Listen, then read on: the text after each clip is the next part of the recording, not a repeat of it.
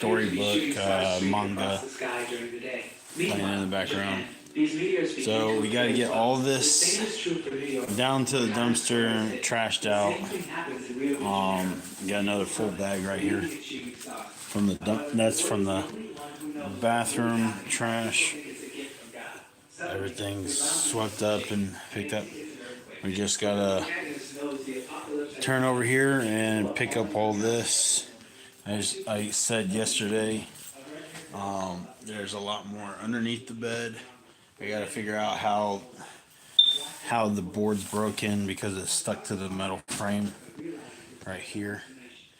I guess they might have been too heavy for it because it looks like it broke. It looks like it broke the side right there. So we're gonna try to get all this cleaned up and taken out. There's still a lot of stuff in the closet. In the next, literally, I only have like about 3.5, 4 hours to do it. I have until after lunch to do this. So. Gal wonders if he's dreaming as he looks outside. He'll see several infected wandering the area. Some of these zombies are behaving aggressively until one of them seems to notice their presence. Quickly, the protagonist fends off the approaching zombie, while his friend is in a state of shock, so tells him to stay alert and dodge to avoid danger. He turns, leaving several incapacitated zombies behind. At that moment, the pink-haired girl and a friend of hers are desperately fleeing from the zombies.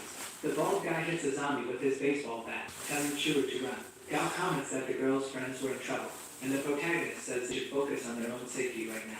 Suddenly, the hero pushes a zombie away to protect John, with his back to her, so it throws the zombie off to the side, and the girl, crying, calls out his name. He tells Gao to stay close and not worry too much about the undead. Yuan Chu laments when she sees one of her friend's headless bodies after it became infected.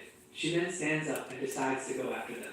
At the school, zombies surround a room that is locked. Inside, the group of youngsters is seeking shelter, so it tells his friend to catch his breath. While he realizes that his stamina is terrible compared to 10 years in the future, Yuan begins to cry, and the protagonist tells her to shut up. The idol's friend points his finger at the boy and threatens him. However, So notices his bleeding wrist and asks if he is hurt.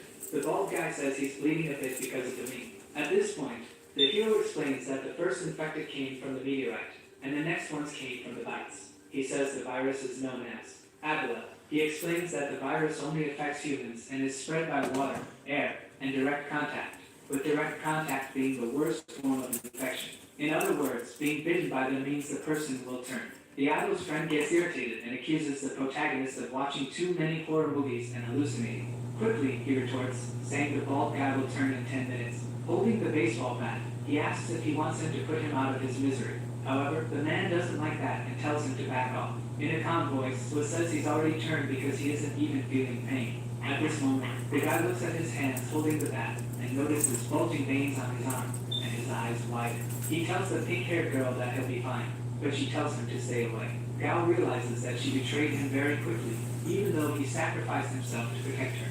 Suddenly, they hear a crash and realize the principal has crashed his car while fleeing, and several infected surround him. In a somber and impassive tone, the protagonist offers to kill him to solve his problem more effectively. However, the boy panics and tries to believe that Sui is lying, so it calls Gao to leave the place. Quickly, Yuan grabs his arm and asks to go with them. She lets go of her infected friend's arm, telling him not to touch her, but he just wanted to talk to her. With tears in his eyes and a melancholic expression, he starts to open up to her, but suddenly, a box cutter slashes his face horizontally. It was Yuan who cut him, saying he should die alone and shouldn't have interfered with her escape. He raises his arm toward her but quickly gives up. Meanwhile, they run, and the protagonist advises them that zombies not yet evolved can be killed with blows to the head and spine. After his best friend hesitates a lot, he finally gathers strength within himself to attack the zombie. He hits it in the face with his axe and kills it easily. Seeing the blood dripping from the axe blade, he lets out a sigh of relief and feels good about what he did. The girl asks the two to wait for her, as she was so worried she couldn't catch up with them. Zoe extends the blood-stained crowbar in front of the girl's face, and asks why she followed them again. Without directly answering the question, she only begs them to take her along. Gao asks her to take her too. Zhuo says he is indifferent. After all, they don't have time to deal with her right now. The only condition the protagonist places is that she follows his orders. Otherwise, she'll be in big trouble. Outside, several zombies still surround the area. Gao considers jumping over the wall, but his friend says it's too risky, and the plan is to turn on the loudspeakers to attract the zombies. And he comments that this will be their time to escape. His friend asks what will happen to him then, but Zhuo tells him not to worry, and he runs towards the room. Meanwhile, Gao asks the girl if she's okay, and she hesitantly says yes. Duan starts flirting with Gao in a strange way, thanking him for helping her earlier. Gao gets embarrassed by Duan's behavior, throwing herself at him. With her breasts pressing against his body, she begins to say that's what is very harsh, and Gao is the opposite of him. Internally, the girl plans a way to manipulate him, saying that because he is a virgin, it's easier. The boy laughs and agrees that he's a nice guy, but quickly takes a stern stance and asks her to stop talking about his friend. Meanwhile, the zombies are feeding on a teenager's body until 2 soda cans catch their attention. Attracted by the cans, the zombies move toward them. Well, who set the trap, says it's still easy to deal with zombies in the initial stage. Arriving at the broadcasting room, he wonders which button starts the transmission. Behind the protagonist, an infected person appears. Focused on the screens in the broadcasting room, he seems unaware of anything. The infected charges at him, but the protagonist grabs it by the neck with both hands, straining to hold the zombie. He imagines it might be a semi-evolved one, being pushed against the table. He knows he can't let himself be bitten, as he has no resistance to the virus. His eyes widen as he struggles to contain the monster. Beside him, he notices 2 sharp metal knitting needles. He begins to stretch his arm to reach the tool. While the infected is about to bite the hero's neck, he quickly strikes with the metal needles. He thrusts the tool with all his might into the infected's head. Within seconds, the zombie is dead and falls to the ground. He sighs in relief, grateful to be alive, seeing he came very close to death. Looking at the monster's body on the ground, he comments that he's surprised to see a zombie in the broadcasting room. He continues to laugh with relief, thankful that the infected was only semi-evolved. Looking at a framed photo in the hand of a pink-haired girl resembling the zombie, he imagines it could be her. He concludes that she was the school announcer and was bidding for her boyfriend, which explains the 2 metal needles. Suddenly, over the school loudspeakers, an announcement begins to play, saying that the exercises are starting. So speaking on the loudspeakers to attract the zombies, says the first exercise will be stretching and starts counting. Outside, Gao and Dawn realize the plan worked, but they see the gate is locked. Gao strikes the gate's lock with his axe, breaking it easily, then pushes the gate open to create a path. The blonde boy asks Duan to watch the gate, but she nervously asks what she'll do if the monsters come back.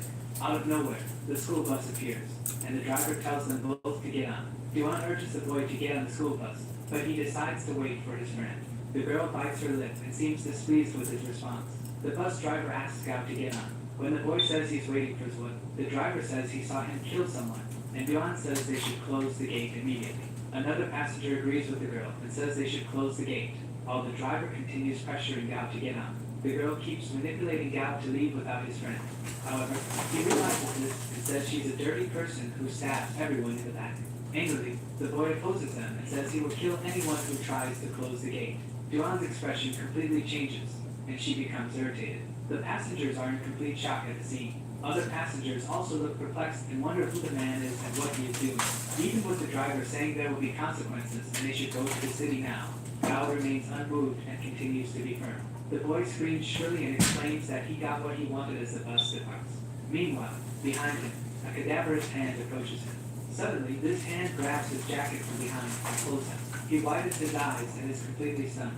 At this moment, he realizes it's a zombie trying to attack and bite him. The infected knocks Gao to the ground and climbs on top of him to try to bite him. Quickly, he puts the axe in the zombie's mouth to prevent it from biting him. Exerting force against the zombie's head, he uses both hands on the axe to avoid being bitten. Internally, he tells himself he won't be able to hold on much longer against the creature. He says he doesn't want to die like this, without a girlfriend. Suddenly, the zombie's head goes flying, disconnecting from its torso. Gao sighs in relief. In front of him stands Zhuo, holding the crowbar he used to kill the zombie attacking Gao. With a calm expression on his face, Zhuo extends his hand towards Gao and says he almost didn't make it in time. Walking through the forest, Zhuo comments to his friend that not getting on the bus wasn't a mistake. If there had been an infected on board, it would have been worse. And going to the city is also a death sentence, according to Zhuo. Gao comments that he's angry with Yuan, and our protagonist says they should find shelter to rest.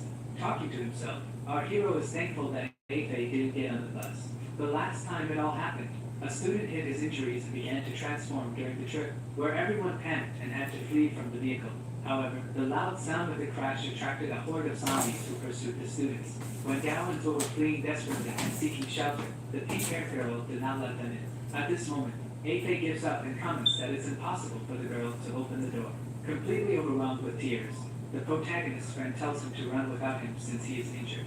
The protagonist, in that distant past, was weak and left his friend behind, fleeing alone. Now, in the present, his companion asks where his mind is wandering, offers him food, and says he knows a shelter. The protagonist accepts the food and believes that God has given him a second chance to fix his past mistakes. In front of the garage, the protagonist asks if his friend is talking about this place.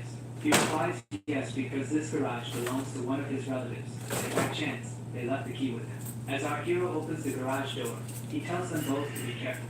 When Gao is passing through the door, so tells him to close it well and check the place from the inside. Asking about the next plans, Gao says he wants to see his family, but the protagonist says he's looking for someone first. His friend, with a silly smile, asks if it's a girl or a potential girlfriend. The protagonist, with an ironic smile, says that Afei is very optimistic. The moon lights up the night in the streets of Japan at this moment. Outside Afei's family garage, several zombies bang on the door, trying to get in. So it calms his friend, who has a worried expression on his face, saying it's impossible for the zombies to break in. The protagonist teaches his friend that they were infected with the same virus as these monsters, but they underwent mutations. Most people mutated suddenly, causing their bodies to collapse. However, a small number of people managed to resist the mutation and even control it. Through this control, they can enhance their bodies and even develop some resistance to the virus. Gao asks our protagonist how he knows all this, so it tells his friend not to worry about it, and says he will teach him a breathing technique to increase his evolution speed. He begins to meditate, and calmly tells Gao to focus on every part of his body, and if he feels any pain, to fight against it. He also mentions that the virus will accumulate in one part of the body, and that will be the path of evolution. Just like before, so as palms evolve, people like him are known as palm line evolutionaries. This is the universal form of evolution, meaning his abilities have increased, making him average in all aspects. Last time, he had to go through a lot to learn this breathing method that led him to evolution. This time, however, he has an absolute advantage. This advantage is having experienced the entire last decade before everyone else. The landscape is of a chaotic and destroyed city. A boy in a blue-striped jacket runs, holding the hand of a red-haired girl. The girl stumbles and falls, crying. The boy asks if she's okay, and the girl says she twisted her ankle. Suddenly, he looks back and sees a horde of zombies coming to get them. In a heroic act, he lifts her and carries her on his back. The girl tells Tianchi not to worry about her and to run away alone, but he refuses and says he will make sure she lives. He starts running desperately with her on his back. But up ahead, he realizes the bridge is broken. The zombies are quickly running after the two of them. He comments that there won't be any other way. The girl tells him again to let her go and run alone, but he refuses again. Gaining momentum, he tells her to hold on, and decides to jump from one side of the bridge to the other. With enough momentum, he jumps from one side of the bridge to the other, successfully landing safely with the girl on his back.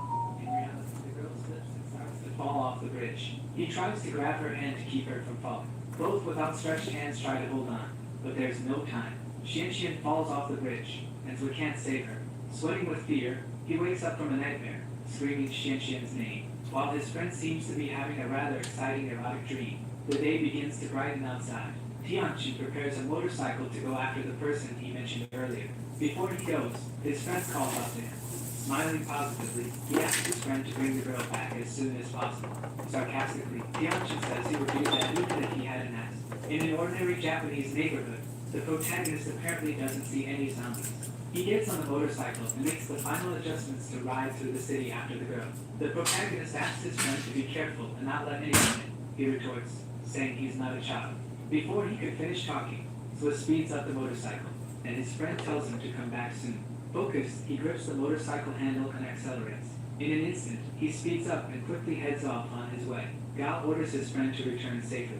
As he rides through the streets on the motorcycle, he reflects that he didn't tell Afei the truth, and the girl was indeed his girlfriend in his previous life. Her name is Xianxian, the most important person in his life. But at this moment, the two of them are still complete strangers who have never met. He stops at a 24-hour convenience store. He says he doesn't remember these streets from 10 years ago. Like it falls to the ground, surprising our protagonist. Two zombies come at him voraciously. Our hero grips the axe tightly in his hand and maintains a neutral expression on his face. In an aggressive and brutal impulse, the protagonist delivers an extremely swift and powerful blow to the zombies. In an instant, he has already taken care of the zombie threat, but a piercing scream emerges from afar. Gal wonders if it was humans who made that scream. Inside a car surrounded by zombies, we see two fighting sisters, with the older one trying to calm the younger one. The zombies are trying at all costs to break into the car. The window suddenly breaks, and the sister can't contain her fear of imminent death that takes over her body. One of the zombies gets into the car on the passenger seat. Tianqin appears and grabs the zombie by the pants, throwing it far away. The zombie crashes against the wall, breaking it. The difference in the protagonist's strength after meditating is noticeable. The older sister and the younger sister are shocked but relieved by the hero's presence. The other zombies look at him in astonishment. He delivers a powerful kick to the creature's heads. His kick sends the monsters flying away. The little girl looks in awe at her savior. He moves extremely quickly behind another zombie, executing a suplex that slams its head into the ground. The girl thinks everything her hero is doing is amazing. After these moves, he realizes that his strength and reaction time have truly increased, making him one of the strongest in the world. Two more zombies charge at him, and he doesn't back down at all. Quite the opposite. Within moments, the problem is already solved. The two zombies are already defeated by now. He seems a bit tired, and there's blood on his face, while the girl's sister thanks him. Tianqin tells her they should go to a safe place, and recommends they go to the 24-hour convenience store. The sister asks what he will do. The protagonist tells her he'll go later. They head toward the store until the little girl comments that her teddy bear is missing. While the protagonist is pouring gasoline on the car, he notices that the lines on his hands, indicating his new abilities, are shown. With a sort of sixth sense, the protagonist feels that there are still zombies nearby. The younger sister asks the older one if the boy will be okay, and says she wants to leave the store to make sure, but she concludes that she should take her sister with her and grab her. Meanwhile, one of the zombies charges at the protagonist, who coldly assesses the situation. With a lit cigarette in his mouth, he throws it toward the gasoline he poured on the car. In an instant, the car ignites, and a massive explosion causes the flames to consume the zombies. While this happens, the hero stands with his back turned, a cold expression on his face. The older sister is holding a cleaver in her hands as she witnesses the car explosion. In the reflection of her eyes, we see a kind of doubt and despair regarding the protagonist. He questions her about why they aren't waiting inside the store. Back at the convenience store, the boy asks the little girl if the other is her mother, and she says she's her sister. In his hands, he shows a teddy bear, saying he found it inside the car. The girl thanks our hero a lot, who is happy with her gesture. While he drinks water, the girl asks if he found her sister attractive, and he says yes. Bluntly, she asks why he doesn't become her brother-in-law and start dating her sister. He gets irritated and says kids shouldn't say things like that. The older sister says she doesn't like the idea of taking food like this since it's stealing, but the protagonist says that if she doesn't do it, others will. She comments that she was a teacher at a girls' school until yesterday, and in the blink of an eye, the whole society collapsed. The protagonist is surprised and asks enthusiastically if the school was Xingxing, and the woman says yes. Holding her shoulders, he asks if she knows Su Ruoxian. She first asks him to let go, and he apologizes. But she comments that yes, she is Xian's teacher, and asks if the boy knows her. With a more downcast tone, he says they are friends, but internally he knows they haven't met to that extent yet. The older sister says that Xian is smart, and nothing should have happened to her, and that she might still be at the school. Realizing the danger the protagonist is facing for Xian, she asks if they are friends or dating. Suddenly, she gives him a kiss on the cheek, which leaves him embarrassed. He is confused, and she says it is a thank you kiss since they are parting ways now. The younger sister, crying, asks if they can follow the boy since he is nice and will protect them. The older sister says not to bother the man since he has his own matters to resolve, and that one day they will meet again. The boy gently places his hand on the girl's head and asks if her sister knows how to drive, and she nods. He tells them to hurry as they are about to leave. Now outside, the three are on Tianqin's motorcycle while he drives. The woman comments on how scary it is to see the world in ruins like this. To try to calm them down, the protagonist says they should think of it as a horror movie. He quickly pauses and says they have arrived at their destination. He stops in front of a car and says that breaking into this type of car is his specialty. The older sister scolds him, calling him a civic and saying that this is illegal. She also says they should go to a police station to look for Xian, but he doesn't seem to like the idea. He points to a police officer turned into a zombie and asks if that's the officer they should be asking for help. The teacher is shocked. The protagonist asks her name. Facing the zombie police officer, she responds that her name is Lua. Stepping forward, he strikes the police officer in the face with the crowbar, killing him. The protagonist says the world has changed into something beyond her. Is impressed, and his expression seems more violent. As he searches the corpse, the protagonist comments that the police officer had good equipment, but no weapon. Dressed in the police uniform, he remarks that regular infected shouldn't be able to fight through these clothes. Handing a weapon to the teacher, he tells her that public order is gone, and she should focus on protecting herself. He says he has done everything he can for them, and that he modified the car. He tells them to go find Gao, saying they came because of Zutianshi. The teacher concludes his name is Swa, and he agrees. The sister says her full name and that of her younger sister, which is Luo Xiaoshui, and asks the hero to be careful. As the teacher accelerates the car, our protagonist speeds up his motorcycle. She orders the boy to return safely, and he says he will. The teacher drives calmly until her sister says she might miss her chance when he finds his girlfriend. The older sister, in a more melancholic tone, says she knows, but there's nothing she can do. The younger sister says that adults are strange. There is an enormous and unusual traffic jam throughout the city. The protagonist realizes that not even his motorcycle will get this traffic. He gets off the motorcycle and decides to walk, but something ahead catches his attention. Noticing a police car in the middle of the line of cars, he imagines there might be a weapon inside the vehicle. Looking through the window, he sees a dead police officer with his head on the steering wheel. And looking at the seat, he notices a simple gun lying around. Suddenly, a zombie slams with hands on the glass and makes a noise. In the blink of an eye, someone flies out of the car. The glass shatters right in front of Swap. An extremely strong man in a suit seems to have thrown the zombie away, commenting to himself that there are cars all around, and it's not possible to move away from the infected. The zombie lets out a huge scream when a shard of glass hits its forehead. The protagonist looks stunned and quickly smashes its head against the nearby car. But the moment the infected's head is smashed against the car alarm goes off, as do all the others. We see the protagonist using a combat knife to stab the zombie. Crouched in front of the newly dead body, he says it won't be possible to fight a horde in the middle of this sea of cars. He knows he will need the police officer's weapon. Meanwhile, at the school, the dark corridor leads to a specific room, the first grade class 4 room. Inside the room are 3 high school girls. A red-haired girl with yellow eyes is in a catatonic state, hugging her knees. Another girl comments that she sees someone on the street. They comment that he killed several monsters but set off the car alarms, and now a horde is after him. On top of the police car, he counts the bullets and realizes that 35 won't be enough. He jumps from car to car to escape the zombies, but he is slowly being surrounded. One of the girls asks why he's on top of the bus instead of running, and her friend says it's to avoid being surrounded. But a daring zombie climbs onto the bus and comes face to face with the irritated protagonist. In a swift move, he strikes with his crowbar and throws it far away. He comments that unless it's absolutely necessary, he won't use the pistol. With that, he continues attacking other zombies with his crowbar, crushing their skulls and sending them to hell. He shouts for the zombies to come at him, saying he will kill them all. The girls discuss whether they should ask him for help because they don't know his intentions or if he will survive this situation. In total frenzy, the protagonist attacks the zombies madly, killing them all, determinedly affirming to himself that he won't die there. The sun sets in the background. Hundreds of infected bodies are lying on the ground.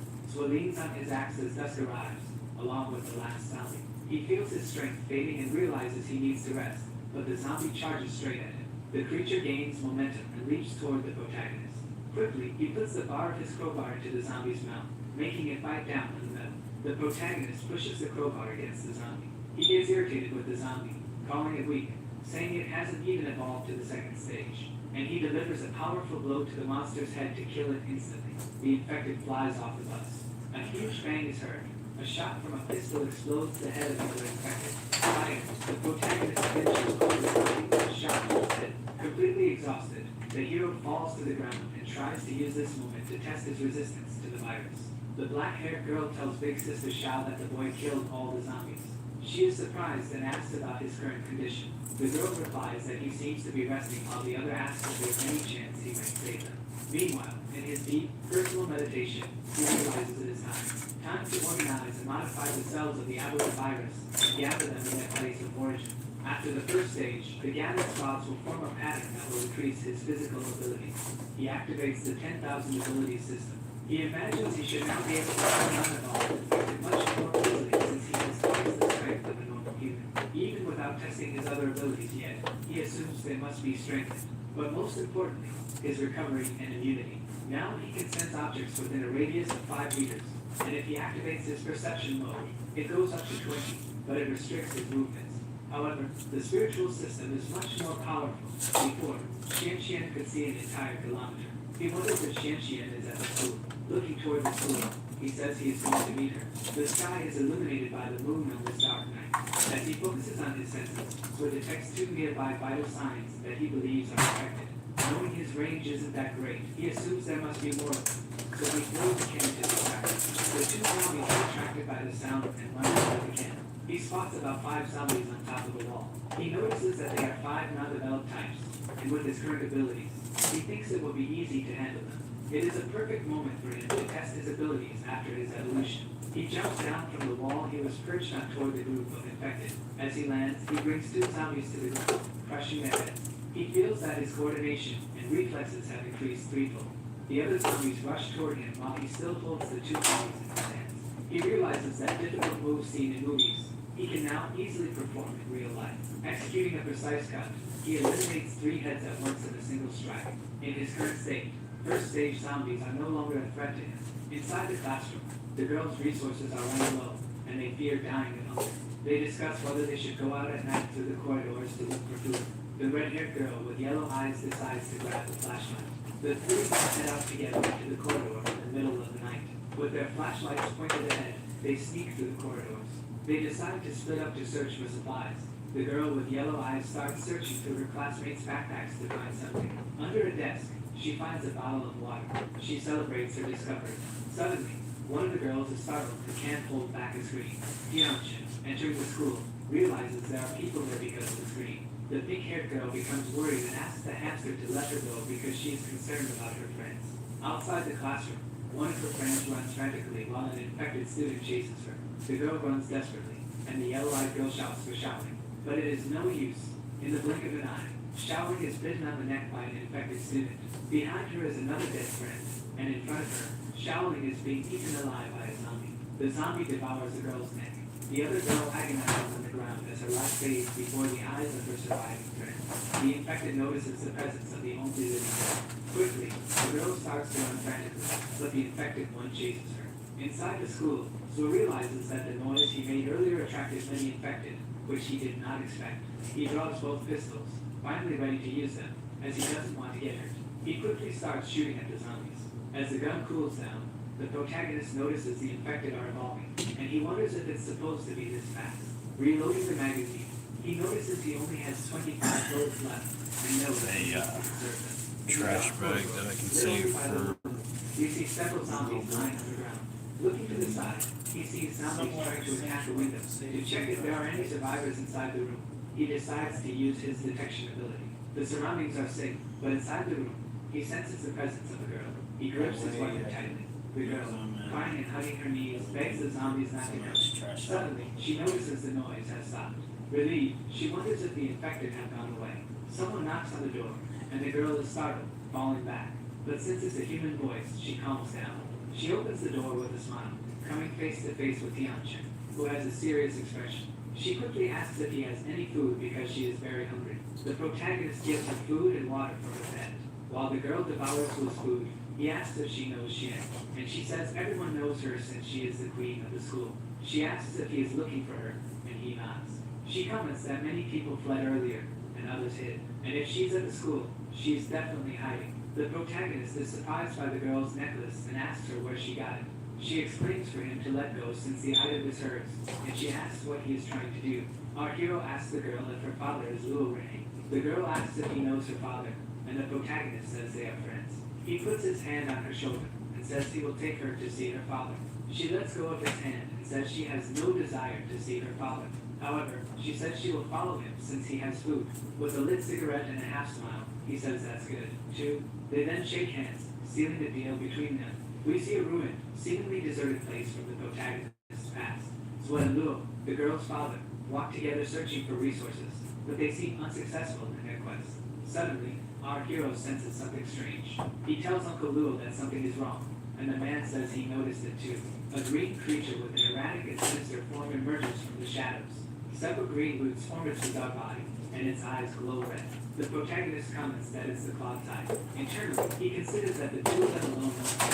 Luo jumps without advantage and asks him to cover him while he deals with the creature. They comment that they need to finish this quickly. In the blink of an eye, the creature flies at Uncle Luo, who is already wielding his two machetes. He quickly delivers several powerful slashes to the creature. It screams in pain but retaliates, throwing the man away. As Luo is thrown, he breaks through the walls he passes. He calls out for Tianqun, who understands the message and starts shooting at the monster. The monster looks at the hero with a hateful expression as his ammunition runs out. Suddenly, the monster charges at him with full force, and our survivor looks completely desperate. Before it can strike, Luo cuts off one of the creature's arms with his machete. Pivoting his foot back and gaining momentum, he prepares to deliver another blow. He slices the creature into several pieces, finishing it off. The two sighed relief because this time it was really close, and was surprised, asked how Luo suddenly got so fast. He opens his shirt and shows his body, revealing his well-defined physique and showing that he has evolved. Tianqun says he expected nothing less from number one, and a modest Luo says he should train in the breathing techniques he developed. In the middle of a military fort, they start talking. Luo seems distracted, looking at something, and his friend notices and asks what it is. He looks at a pendant he gave his daughter for her birthday, a pendant both of them have. Surprised, the protagonist comments about having a daughter and never mentioning it before. The man says her name is Luo Lan Sha, and because he is a soldier, he doesn't spend much time with her, so asks where she is. And crying, the girl's father says she must be 18 now, if she is still alive. As he says this, more tears stream down his face while the cigarette remains lit in his mouth. With his hand on his face and in a regretful tone, the father says that when the virus spread, he was on a mission and could have been with her at the time, and that if he had been with her, he would have assured her safety. With a reassuring smile, the protagonist says that the daughter of someone as strong as him must be strong too. In the present, in the classroom, the girl begins to meditate and use the breathing technique. Following the boy's instructions, she continues practicing meditation, and he says they will leave the next day. He notices she is successfully gathering the virus cells. Even though it isn't much, it will be enough. He lights another cigarette and goes to the window to smoke. Before being reborn, Uncle Luo, the mentor and friend of our protagonist, went through a lot to master these exercises, and so was his only apprentice. Now, after reincarnating, Zui is teaching these techniques to his daughter, making him wonder if it could be fate. At the top of the school, inside the emergency stairs, we see blood stains on the door. The blood-soaked stairs lead down to a specific place, a semi-open door. Inside the room, an infected person on the floor seems to be emanating a different energy. Its cells are evolving. They appear to be multiplying and enhancing, evolving to the next stage. Suddenly, what was once a common infected seems to have become a much worse threat. Back in the classroom, the protagonist talks to his friend's daughter. He asks her if she knows how to use a gun, and she says her father probably taught her. The protagonist advises her to keep the gun's safety off, as any situation could be dangerous. When the boy says she understood everything quickly, she responds it's because she's seen many people die. He advises her to practice in silence, and the girl, questioning if he killed all the zombies with this technique, says she wants to be stronger than him. He replies that she must practice if she wants to achieve such a feat, and asks her where the generator is. The girl explains that the generator is in the basement behind the storage room, When I and it's start very dark. finding Using his perception ability, good trash he doesn't bags detect and any a zombies trash nearby. out, Wanting to ensure that way there's I no one can else left in the school, save he them. thinks about making an announcement over the loudspeaker. Even though he thinks finding the generator room is important, he feels something is off. He remembers the rope he found in the police car, and considering it's the third floor, it should be enough. With that, he hangs the rope and starts descending, knowing he can't waste time on zombies. Climbing down the rope, he quickly reaches the storage room. The feeling of Here's the security rest of the permeating the environment small was carried from roll this of place. Because of this things. We feeling, got he 1, wonders if the 2, infected have already mutated. With his weapon in hand, 3, he knows he must go and no matter what and activates his perception ability. 4 trash Even with bags. his sixth sense, he doesn't feel the presence of any infected. Calmly, he So opens that the door, right there is cautiously good. pointing his weapon at any possible threat in front of him. Can He use notices that those. the basement is quite large, and his detection might have failed. I can use those right after His I'm bright done eyes seem to be filling watching up the this protagonist. bag right here. Behind him, the creature appears ready to attack. Finally, he finds the generator room and slowly opens Of the course, door. I'm He not. immediately encounters an infected woman who gets up aggressively within seconds. In less than a second, he fires the gun, hitting the zombie in the head. However, Well, unexpectedly, scoot this an back a evolved little infected bit. appears behind him, attempting to land an attack. Before being hit, he manages to notice the blow and realizes it's a second stage infected. The monstrous creature delivers a massive punch to the ground, causing enormous damage, but our hero manages to stop it. He starts running extremely fast, irritated by the zombie's accelerated evolutionary rate. With his vast knowledge of the infected, he knows that from the second stage, their bones become fortified, especially himself. He knows that having a heavy weapon will make him easier. Quickly, he strikes the zombie with his axe, and realizes it had no effect, so he must escape as quickly as possible. The monster knocks down the door, while the protagonist runs up the stairs in a strategic retreat. The creature continues screaming at him. He taunts the creature, asking if it really thinks it can kill him after following him to the surface. In an open area, the protagonist has the advantage of fighting the creature without haste. He swings the crowbar at the zombie's jaw, causing it to spin and fall. Anybody want a bath bomb? Falling down several flights of stairs, the zombie seems to suffer significant damage. However, it quickly gets up as if nothing had happened, letting out a thunderous roar of rage that the whole school can hear. Luo Mansha is startled when she hears the roar. The zombies seem attracted by the sound and start running through the corridors. They seem hypnotized, heading towards the sound. They begin to move through the courtyard towards the storage room. Realizing that the zombie isn't stopping its scream, the protagonist concludes it must be calling other infected. He leaps while striking the evolved infected to stop it from continuing to call other zombies. The move works, and this time the zombie appears to be hurt. Immediately, the protagonist steps on it and prepares for another series of attacks. Consumed by anger and euphoria, he delivers multiple blows with his weapon, gritting his teeth and overwhelmed by rage. The protagonist yells at it to die already, but he notices more infected coming up. Making use of the He bags falls that are already infected used quickly there. realizing there are too many infected in the room, our hero thinks of climbing the stairs to gain an advantage. He quickly dodges another punch from the buff zombie and decides to retreat at lightning speed. The buff zombie starts chasing him. As long as they don't have holes in it. Using his ability, he detects the presence of the four zombies. He realizes the zombie hasn't fully evolved because second stage ones can summon 10 at a time. Gaining momentum from the wall and planning an attack, the protagonist intends to end this quickly. The zombies look at him. Firing consecutive shots from his weapon, the protagonist hits the buff zombie. He quickly switches weapons, grabbing his crowbar and striking the first stage zombies. They all see her, but the evolved buff one appears to be getting more irritated. With the bullet lodged in his forehead, it looks deeply annoying. Our protagonist knows that the pistol bullets won't kill the zombie, but will slow it down. And with this delay, he creates an opening to attack with his crowbar. They lock eyes at the moment of the strike. Thus, the protagonist manages to knock down and kill the buff zombie with his attack. The scariest thing about these second stage zombies is that they can call for backup and make stealth attacks. With the zombie dead, the protagonist decides to go back and turn on the electricity. Looking down, he sees that the zombie attracted all the zombies to the first floor of the school. Back in the school corridors, he finds an infirmary. Entering, he grabs a medical emergency kit, taking medicinal alcohol, among other things. Opening the window, Beats he starts headphones, throwing it's the only alcohol. got one The in zombies there. are startled by the bottle of But alcohol being thrown. might He hit a few infected find the other one, I don't know. He lights a bottle with a lighter and throws it out the window. All the gathered zombies are set on fire by the Molotov cocktail. Lil watches the flames from the top floor. Seeing how strong the flames were, she is impressed. At that same moment, the lights come back onto the school, and the girl notices this. Our protagonist begins to test the school's loudspeakers. The girl says she understands now. When he calls for Xian Xian, he realizes he said her name incorrectly and corrects himself, calling for Su Xian. He announces he is there to save her, and that if she is still in the building, she should meet him at the gate the next day. He says that even if she finds it strange since they don't know each other, he asks for her trust. He hopes to find Xian at the school the next day. Night falls at the school. Our hero returns to the classroom with Luo, who says she heard the announcement and understands their situation. Luo believes that Zhou had a love at first sight for Xian, fell madly in love with her, and is some kind of stalker. He interrupts her with a pat, saying she's There's number 5. Finally, he asks her to Number 6 trash bag right here. the day dawns, and Luo Mansha has just woken up from a restless night's sleep.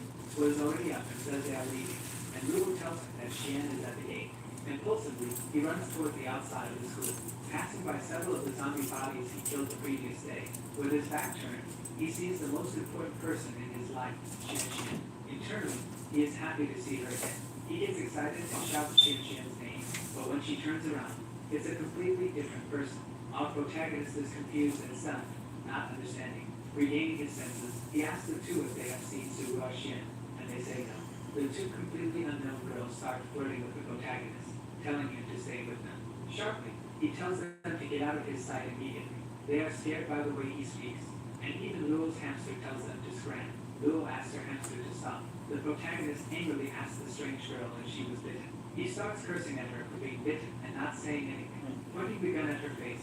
He concludes that she must have been bitten about 20 minutes ago and will transform in an hour. The strange girl says it was just a scratch and that nothing will happen, but her friend gets irritated and pushes her. The other friend claims she wasn't scratched and asks to be taken along. Her best friend grabs her arm, saying she gave her water, and the other says she doesn't want to die.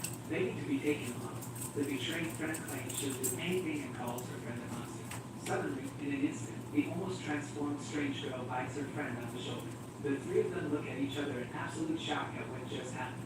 The friend tells her to let go of her shoulder. Saying she's a monster, she declares she'll take her friend with her, and they will both transform.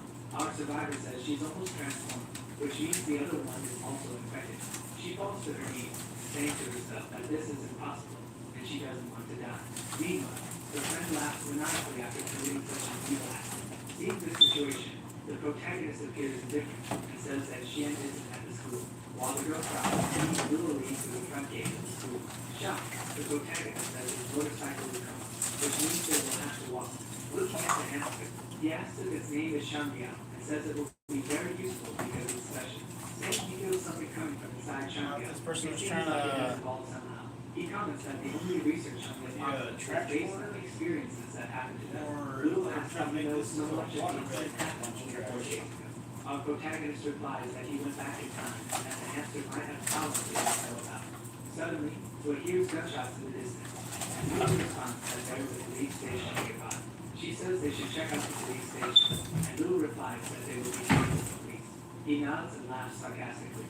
Approaching the police station, they see a shootout where officers are shooting at zombies surrounding the place.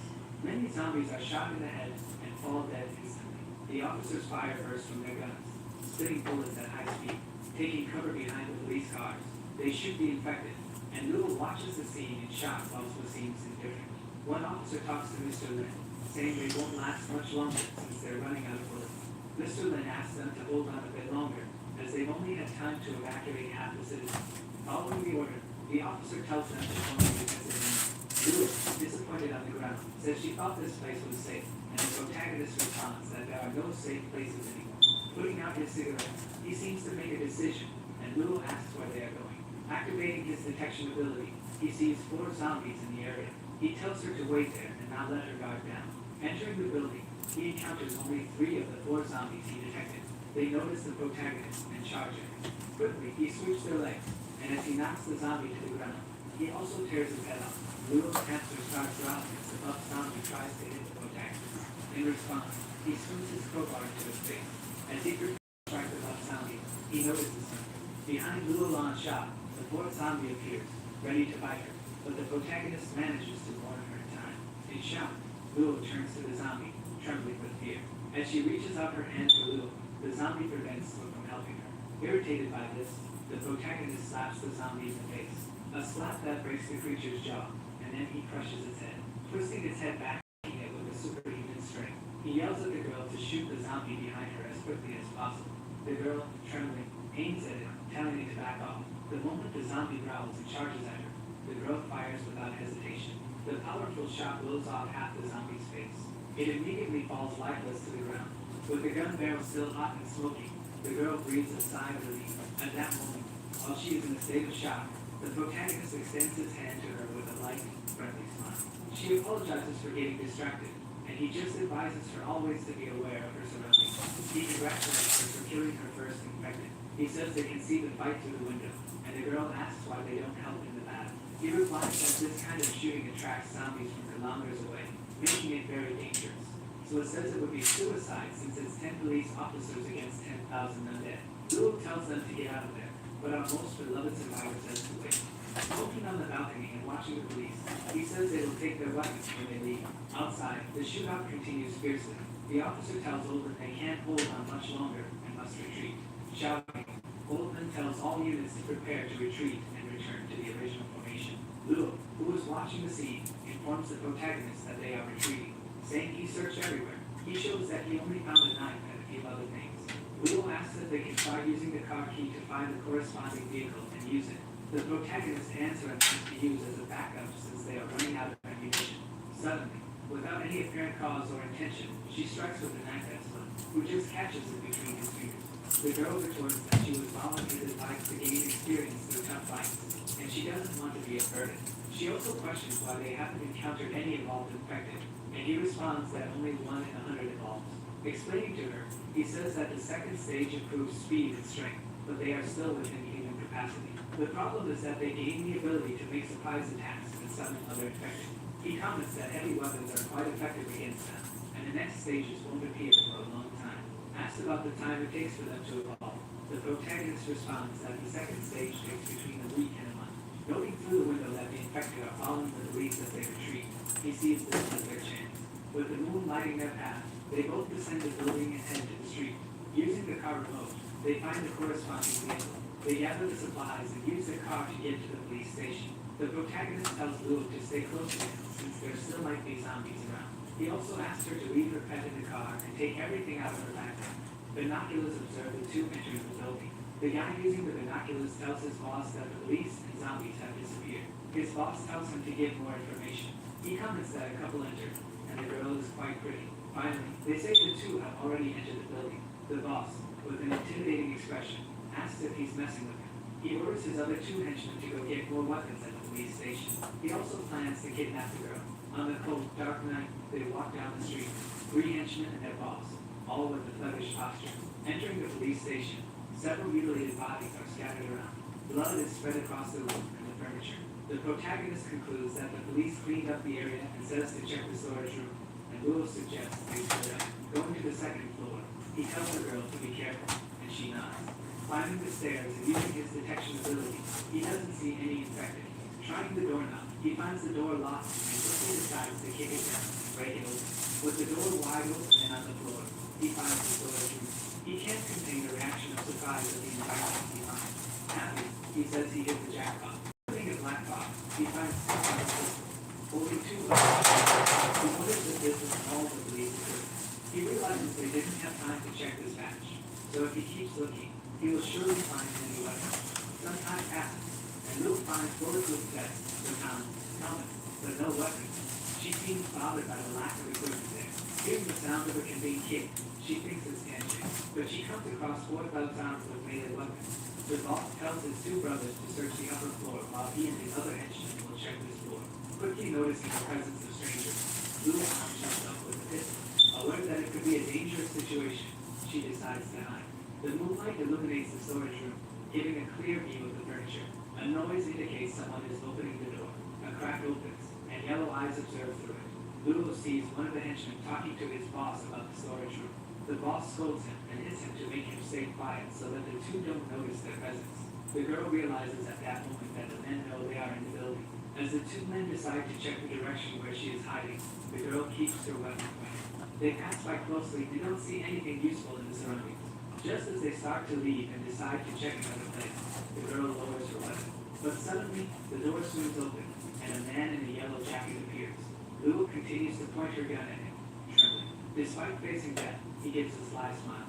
Putting everything in his backpack, Will notices it is full and decides it's time to return to Lulu. As he takes a step, he senses something strange in the air. Quickly, he takes cover behind the wall to hide. Beside him, 2 people walk down the corridor. The guy in the hat asks if the protagonist will give them trouble, but his friend says their boss is a martial arts champion. Wisely, the guy in the red hat asks what if the protagonist has a weapon, and his friend says they have 4 people. The strongest man says he will take the protagonist by surprise by sneaking through the shadows. But before he can do anything, our hero appears behind the thug, ready to strike him. With a single blow, the tall, dark-skinned man is already on the ground, unconscious. Our protagonist imagines there must be more of them, as they mentioned Summer above. 30th At that moment, anniversary. a kind of sixth sense makes him feel that Lulu might be in danger. Meanwhile, Lulu Longshot points her gun, trembling, at the man. Yeah, Texas Lottery 30th anniversary coin, a battery operated light hang up, a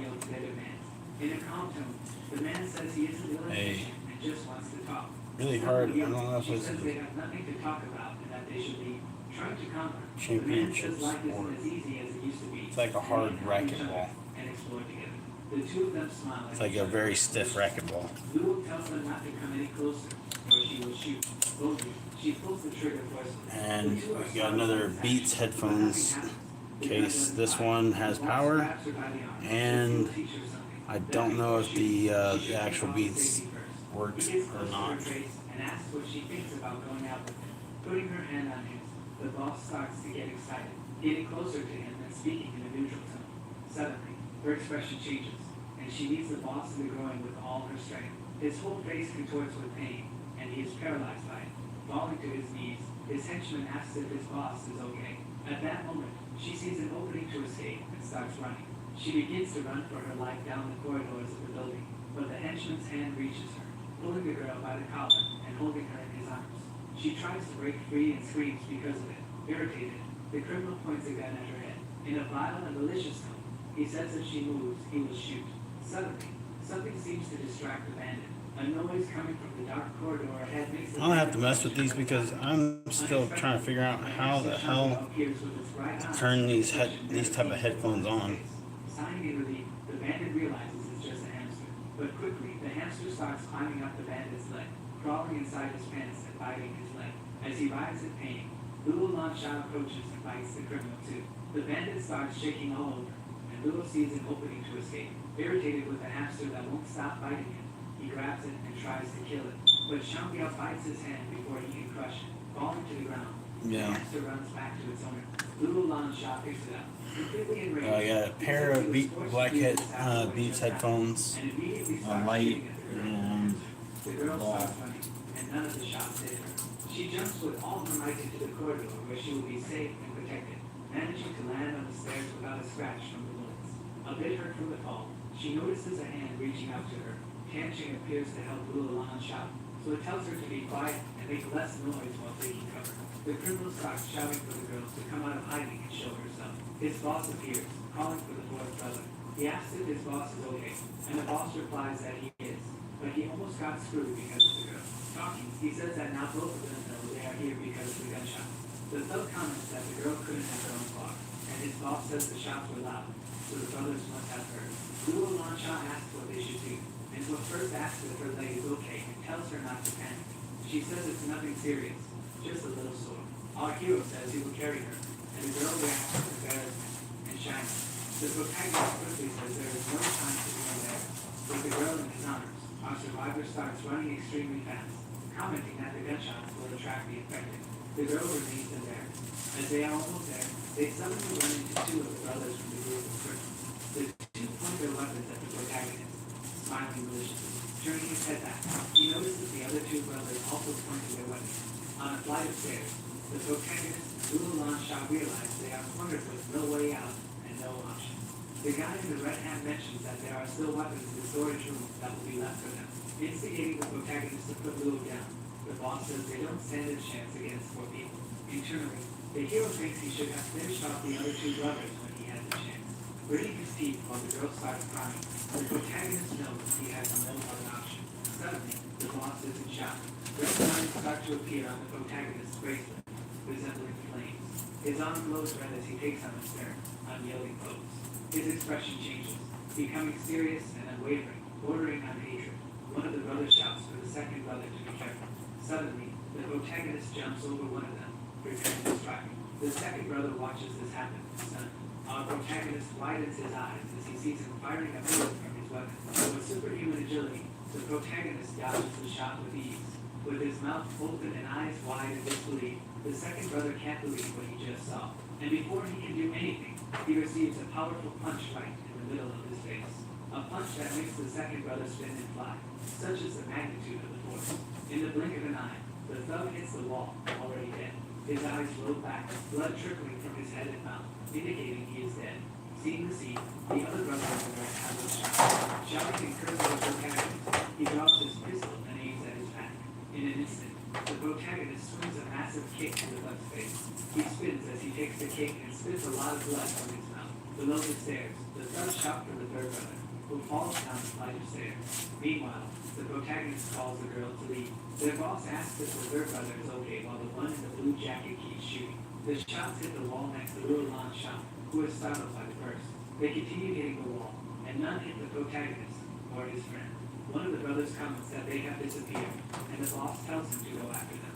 Looking through the window, they see there's a full trash can down below. He asks her to jump into the trash can and then hide in the car because the place is no longer safe.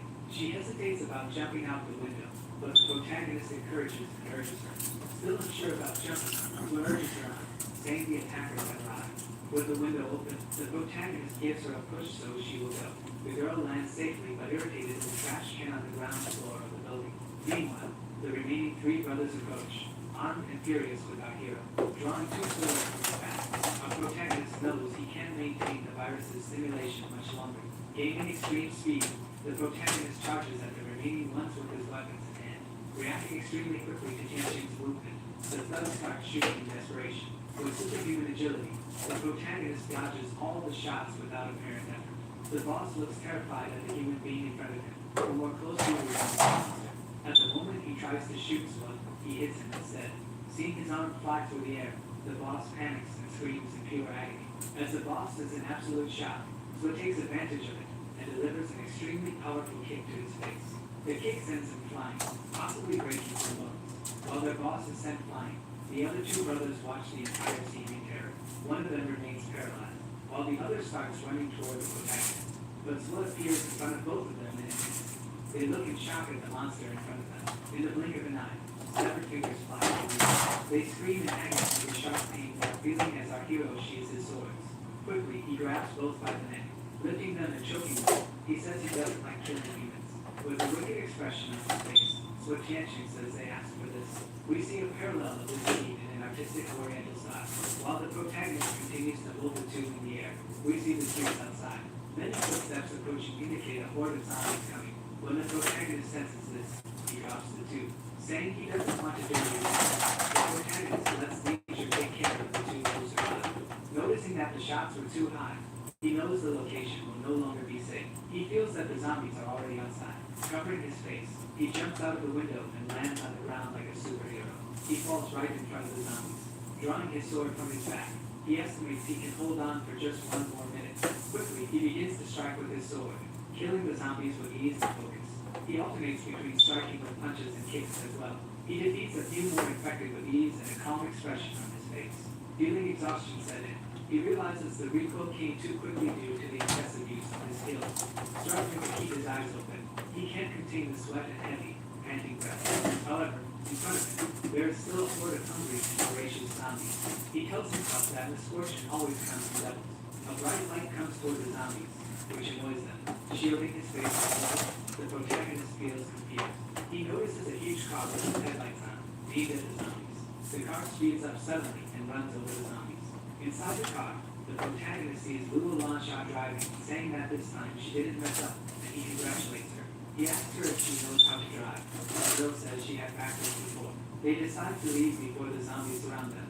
Accelerating the car, which spews sparks and smoke, they drive away. As the two survivors watch the road, they see the car leaving. The brother in the blue jacket informs the third brother that they have escaped.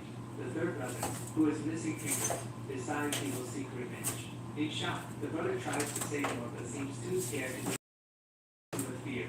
He tries to mention the dead, but his speech fails. Finally, he manages to say that they are surrounded by zombies and sees through the window of the police station. On a distant road with mountains and vegetation around, we see the car where the protagonist and Luo are. At dawn, the girl wakes up and quickly calls for her brother Tianqing. Hearing her brother counting the repetitions of his exercises, she is shocked. Tianqing is doing exercises, easily completing 1,000 push-ups. Upon reaching 1,000, he says he's finished and turns to listen to what Luo has to say. Showing his impressive physique, he says he found it harder compared to before since he sweated a lot. The girl says that he is still just a human, and he calmly responds that it was only 1,000 push-ups, and that if he hadn't used the virus too much, he could have done another 1,000. Luo asks about his recovery, and he says it is almost complete since there is no danger around, so he can rest. Lighting his cigarette, he says there's a gas station nearby and that they should go there. With an excited expression, Luo tells him to buckle up. Slamming the accelerator, she makes the car zoom down the road with incredible speed, arriving quickly at the gas station. With his crowbar in hand, he says that someone is nearby and tells the girl to stay behind him. He notices that the door is blocked with 2 iron bars, which means there must be someone alive inside. he asks the girl to hold his pistol when they enter the gas station, activating his detection ability. He senses someone there but can't determine if they are alive or not. Leo asks if it's a zombie. Angela says it doesn't matter since he will deal with it either way. Bashing his crowbar against the glass door, he shatters it easily, breaking it entirely and allowing them to enter, but he is startled to see something on the floor. A middle-aged man lying bloody makes him question if a mutation is occurring. The man with bloody holes in his face opens his half-closed eyes and looks toward the protagonist. This makes our hero astonished. Reaching out toward Tianqing, the man asks to be saved, and at that moment, the protagonist realizes he is alive. Luo asks how the man can be alive in these conditions. Angela says he doesn't know either. Asking the man if he is injured, he only responds with something about his right hand. Tearing the sleeve of his shirt, he sees an intense mutation happening before his eyes and is impressed that the man is alive. Our protagonist's eyes widen as he looks closer at the mutation. He notices something inside the arm that is black and red color. Drawing his knife, he tells the man to hang on. Suddenly, he thrusts the knife into the man's arm, and Luo feels disgusted seeing the scene. Our hero says he was right as he expected. He removes a piece of the meteorite from inside the man's arm, a rare and shiny kind of stone.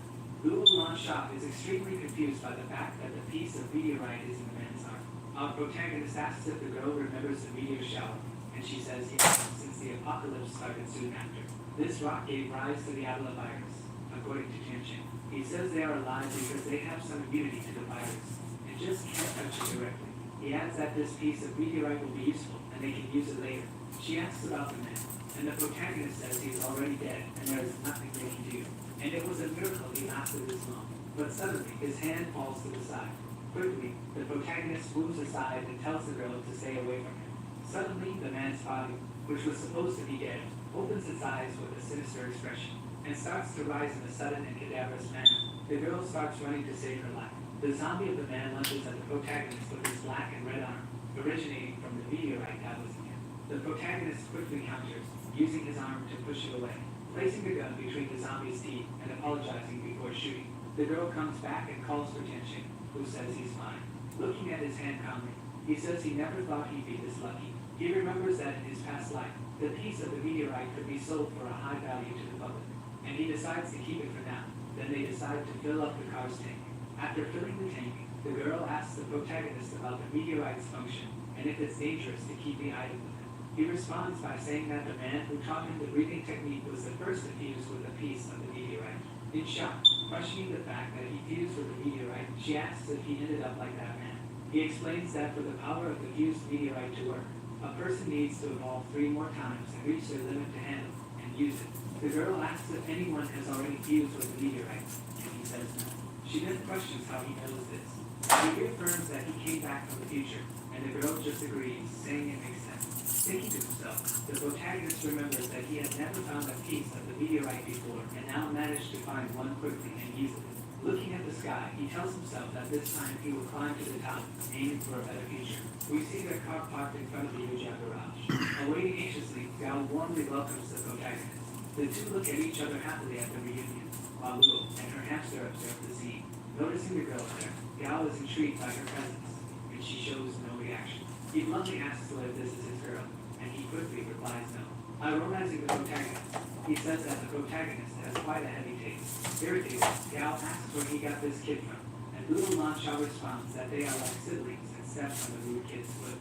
Complaining of pain, Gao starts to whine, and Tianqing says he warned him about her. He asks his friend if anyone came by in the past 2 days, and he says no, as he was ordered not to let anyone in. Thinking to himself, so Tianqing realizes that the 2 sisters didn't come to the Yoja garage. Gao Eofei asks who didn't come in these 2 days, but the protagonist quickly changes the subject. Soon he says he will introduce the 2, introducing Luo Lansha as the daughter of his benefactor, and Gao Fei as his adopted brother. The girl doesn't seem to like Gao much due to his unpleasant comments earlier. Asking the protagonist if he found his wife, he says no, as the city is in chaos, and suggests they go to the G municipality. Gao thanks her with a friendly and foreign expression, that they should prepare mentally for the trip. Changing his expression to a more melancholic one, he shows he is already expecting the worst. The 3 sleep in separate sleeping bags in the Yoja garage. Luo Lansha is in a deep sleep with her hamster Shambia. Gao Eofei is also sleeping soundly in the bed next to her. However, the protagonist is awake with another focus. He starts practicing the breathing technique to control the Avila virus and stimulate it. He notes that stimulating the virus at this stage will result in an evolution, but the adverse effects will be quite severe. The weakness and injuries are nothing. The important part is that they will strengthen the Avila virus in his body. He also knows that if his immune system doesn't keep up with the virus, he could turn into an infected immediately. Breathing heavily, he starts trying to calm down. Looking at his hands, he realizes he managed to control it before the third stage and should use it less. Taking 200 grams of the meteorite from his backpack, he says this is his greatest achievement this time. He recalls that previously the only brave person who did this was Xian Xian with 100 grams of meteorite. Suddenly, the protagonist is startled to see that his friend Alan is having a very lively game accident. His nose starts to bleed when he thinks of something exciting. The protagonist even smiles, seeing how carefree his friend is. Soon, he lies back down next to his friends and closes his eyes. He finally decides that it's time to rest. The night falls outside, and the moon continues to shine on the city streets as they sleep. Soon it is dawn, and we see the outside of the Yojiao garage. Before everyone wakes up, Zula is already in full swing with his intense morning exercise routine. With great effort, clenched teeth, and veins bulging on his body, he reaches 3,000 push-ups. Satisfied, he realizes he has finally recovered from his exhaustion. Meanwhile, Luo gradually wakes up. Noticing the girl is awake, he asks her to get up since they are about to leave and need to set out early.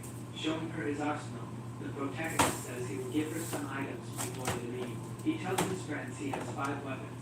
Each one should take one and leave a spare in the car. Irritated, the girl looks at the protagonist and says she wants another weapon. She argues that she doesn't have enough strength to aim and that one weapon won't be sufficient. Still disgruntled, Lulu Lansha sighs and accepts her situation.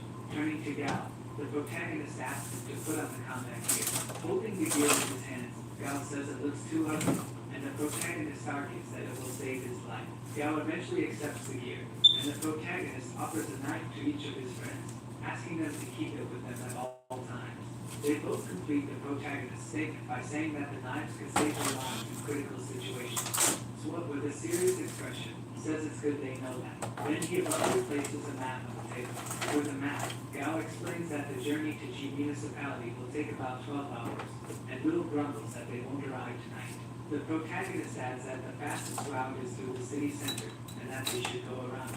Blue will launch out questions about this, saying that they might find resources in the center. Coldly, our hero responds that the meteorite's infection rate is 80% among 12 million people, meaning they will encounter hordes of zombies. 9,600,000 zombies in the city center is a playground for them and a help for surviving humans. He comments that they can go around the outskirts, which will increase the journey and consequently the travel time, but it will be safer and they will climb a mountain. Gao makes a relevant comment about the fuel supply and that it will run out. The protagonist notes that they have 100 liters of gasoline and that their car uses that type of fuel. But he adds that they should look for gas stations along the way. If they don't find any, they will have to walk the rest of the way. He says he won't drive more than 8 hours a day as they need enough time to train and rest. This way, they will arrive in 2 days. He quickly stands up and aggressively explains that they must do one thing first. The two friends look at Su Tianqing in shock while he keeps his eyes closed and head bowed. He yells that they will do 500 push-ups and 200 jumping jacks, and they explain that they can't refuse the order. Outside, we see Su filling the car's tank with a gallon of gasoline. As he fills the tank, the two are exhausted and lying on the ground, sweating and panting. Gao dramatically says he is going to die, and Luo Lansha agrees with him. Our protagonist comments that they trained using the virus and are already tired. Annoyed by the comment, Gao starts whining and asks if he is even human after doing 500 push-ups. Whispering in Gao's ear, Luo says that yesterday he did 1,000 push-ups and today 3,000. Our hero says that besides the progression, it increases his endurance, and by evolving twice, he can easily surpass the record of 3,877 push-ups. Soon, they stop stalling and get into the car. We then see the car speeding down the road with a chain of mountains in the background. While the two friends are asleep, the protagonist remains focused and concentrated, driving at high speed. Sui is in the driver's seat, Lu in the front passenger seat, and Gao lying in the back seat. Gao Fei wakes up, feeling a bit disoriented. He asks Tianqing if he wants to switch places so he can rest, and and Tianqing asks if he knows how to drive. Gao says his father taught him. Gao Fei claims he is a great driver, as good as the protagonist, and warns him not to joke around, as it's dangerous. Switches tells him not to drive on the railing, and his friend nods in agreement. As soon as the protagonist lies down in the back seat, he falls asleep and starts snoring. Gao accelerates even more, causing the car to emit sparks due to the sudden acceleration. Luo is startled awake, so wakes up on the floor, having fallen from his position. He wonders if Gao was really a good driver. Irritated at having been woken from his comfortable sleep, Luo Lansha asks what is happening. Gao, looking dejected, says the road is blocked, and Luo returns no reason to break abruptly. Our protagonist gives Gao Fei a severe and intense look. He exclaims for Gao Fei to be quick, but Gao doesn't understand what he's saying. Suddenly, they see a zombie trying to open the car door on Luo's side, and a horde of zombies is approaching to surround the car. Gao doesn't know how to react and starts crying and sobbing. Luo also reacts poorly and starts crying with a look of desperation on her face. Luo exclaims, asking why there are so many of them, and so it tells his friend to floor it and accelerate immediately. He obeys and slams the accelerator. Grinding his teeth with a frown and sweating profusely, he focuses on escaping the situation. The large car therein speeds up, emitting sparks and smoke due to the friction and sudden acceleration. The two friends in the car are pushed down by the speed and gravity. Desperate, Gao asks his friend what to do with the railing in front of them. Our protagonist responds that there is nothing else to do but drive over the railing. Being huge, the car easily destroys the railing and passes over it as if it were paper. Sliding slightly, the car makes a turn, and we see the zombies trying to chase them. With his head out of the sunroof, he notices the zombies closing in and shouts for Gao to go faster as they are getting close. Focused but scared, Gao sweats with the stressful situation. He comments that it's hard to go faster on this terrain, as it's uneven and full of rocks on the road. Our survivor reaches into the trunk to get the weapons and tells them to prepare for a fight. The sunroof of the car begins to open. Our protagonist climbs up through the sunroof while the zombies chase them, running extremely fast. With two pistols in hand, he starts shooting without hesitation, gritting his teeth and with a furious expression, shouting for them to die. Some zombies still chase the car even as the protagonist fires his two pistols. Luo Lansha also draws her single pistol and, with difficulty, aims before shooting. Incredibly, she manages to hit an infected right in the head, killing him instantly. One of the zombies falls, and the others keep running. Others fall too, but the ones still on their feet regain madness and fear. Gao shouts to Tianqing that there is a sewer very close to them, and the protagonist wonders why everything is going wrong. Desperate, Gao asks his friend what they should do now. Swan, also shouting in desperation, tells him to drive over it and floor it. Gao says he's crazy and that if they fall, it will be the end. And our protagonist responds that there's no other choice. They must risk everything. Trying to keep calm despite his desperation and sweat slowly, Gao says that if they don't make it, they will die. He shifts gears and floors the accelerator. Meanwhile, our hero continues shooting at the zombies on the car's sunroof. Luo Lansha closes her eyes, and Gao stares straight ahead, resolutely. The car continues to accelerate as Wu Tianqing is on the roof shooting at the zombie horde. The car reaches maximum speed. They are face to face with the massive open sewer. Our protagonist looks ahead, anxious and scared. Shocked by what might happen next, Gao closes one eye and grits his teeth. Quickly, the car flies into the air, lifting several meters off the ground and soaring over the sewer. It manages to land safely on the other side without falling into the sewer. The impact of the car landing forces their bodies down with force. On the other side of the sewer, the car skids around a curve, and Gao begins to brake. Outside the car, the protagonist closes his eyes and tries to breathe, saying that they came very close. Then, looking ahead, he seems to notice something. In front of them, they see an ordinary town full of charming, simple houses. Gao comments that they are safe for now, but needs to repair the car, and so says they'll have to spend the night there. He asks his friend to lock the car when he's done, as they are going to check the village ahead. The three of them begin to walk together across the large lawn that precedes the village. The sky, with mixed colors of purple and orange, indicates that dusk has arrived and night is also approaching. Wu Tianqing looks around, feeling somewhat confused. He comments that something seems off, and Luo asks him what's wrong. He says it's too quiet, with no sound of zombies nearby. The three enter the village together. They look around, checking every corner of the village as our survivor reloads his weapon. Suddenly, someone appears out of nowhere. Without a second thought, Su Tianqing aims his weapon at the person. Both Lu and Gao are startled by the situation. The man, holding what looks like a stick wrapped in bandages, begs him not to shoot. A simple bald man with a friendly face and plain clothes appears, saying he is a weak human. Gao and Luo sigh in relief after the scare. Still aiming his weapon at the man, our hero tells him to drop the stick. Immediately, the man complies and lets go of the stick. As the protagonist thoroughly searches the man, he says he has no ill intentions and soon tells him to be quiet. Gao asks Tianqing to stop, saying the man seems nice, and suggests not jumping to conclusions. The man, with his hand on his head, timidly offers a friendly, pleasant smile. Our hero asks where the other residents are, and the man replies that some have died and others have left. He adds that he must be the only one left in the village. After all, the adults went to work and the children went to school, leaving only the elderly. He says his name is Ding Ping and claims to own a shop, never expecting something like this to happen in the world. Gao quickly asks if they can sleep at his place, and the man doesn't hesitate to say yes, as it's been a long time since he's seen another human. With a brusque tone, the protagonist, and since the village is empty, they should go to another house so as not to disturb the man. Luo corrects Tianqing, saying the man is being kind and he shouldn't disrespect him. Gao tells Lu that he is too sensitive and that the man has no bad intentions, but the protagonist says it's better to be safe. They tell him that Tianqing is overthinking and it's good to have another person with them. He reluctantly agrees, saying they will continue to be careful. Gao, hugging his friend, apologizes to the man, saying his friend is a bit shy. The man, somewhat shy and awkward, asks them to follow him and shows them to his house. When they arrive at the man's home, he prepares a complete and delicious meal for the adventure. Modestly, the man says the place is small and hopes he hasn't disappointed them. He tells them not to be shy and to eat as much as they want, and the young people are extremely happy with the warm food. Our protagonist eats slowly and deliberately, and the man notices this and tells him not to be shy, offering a drink. So it says the man is being very polite and that their meeting might be considered fate. Thinking about what the man said about fate, he stops to wonder.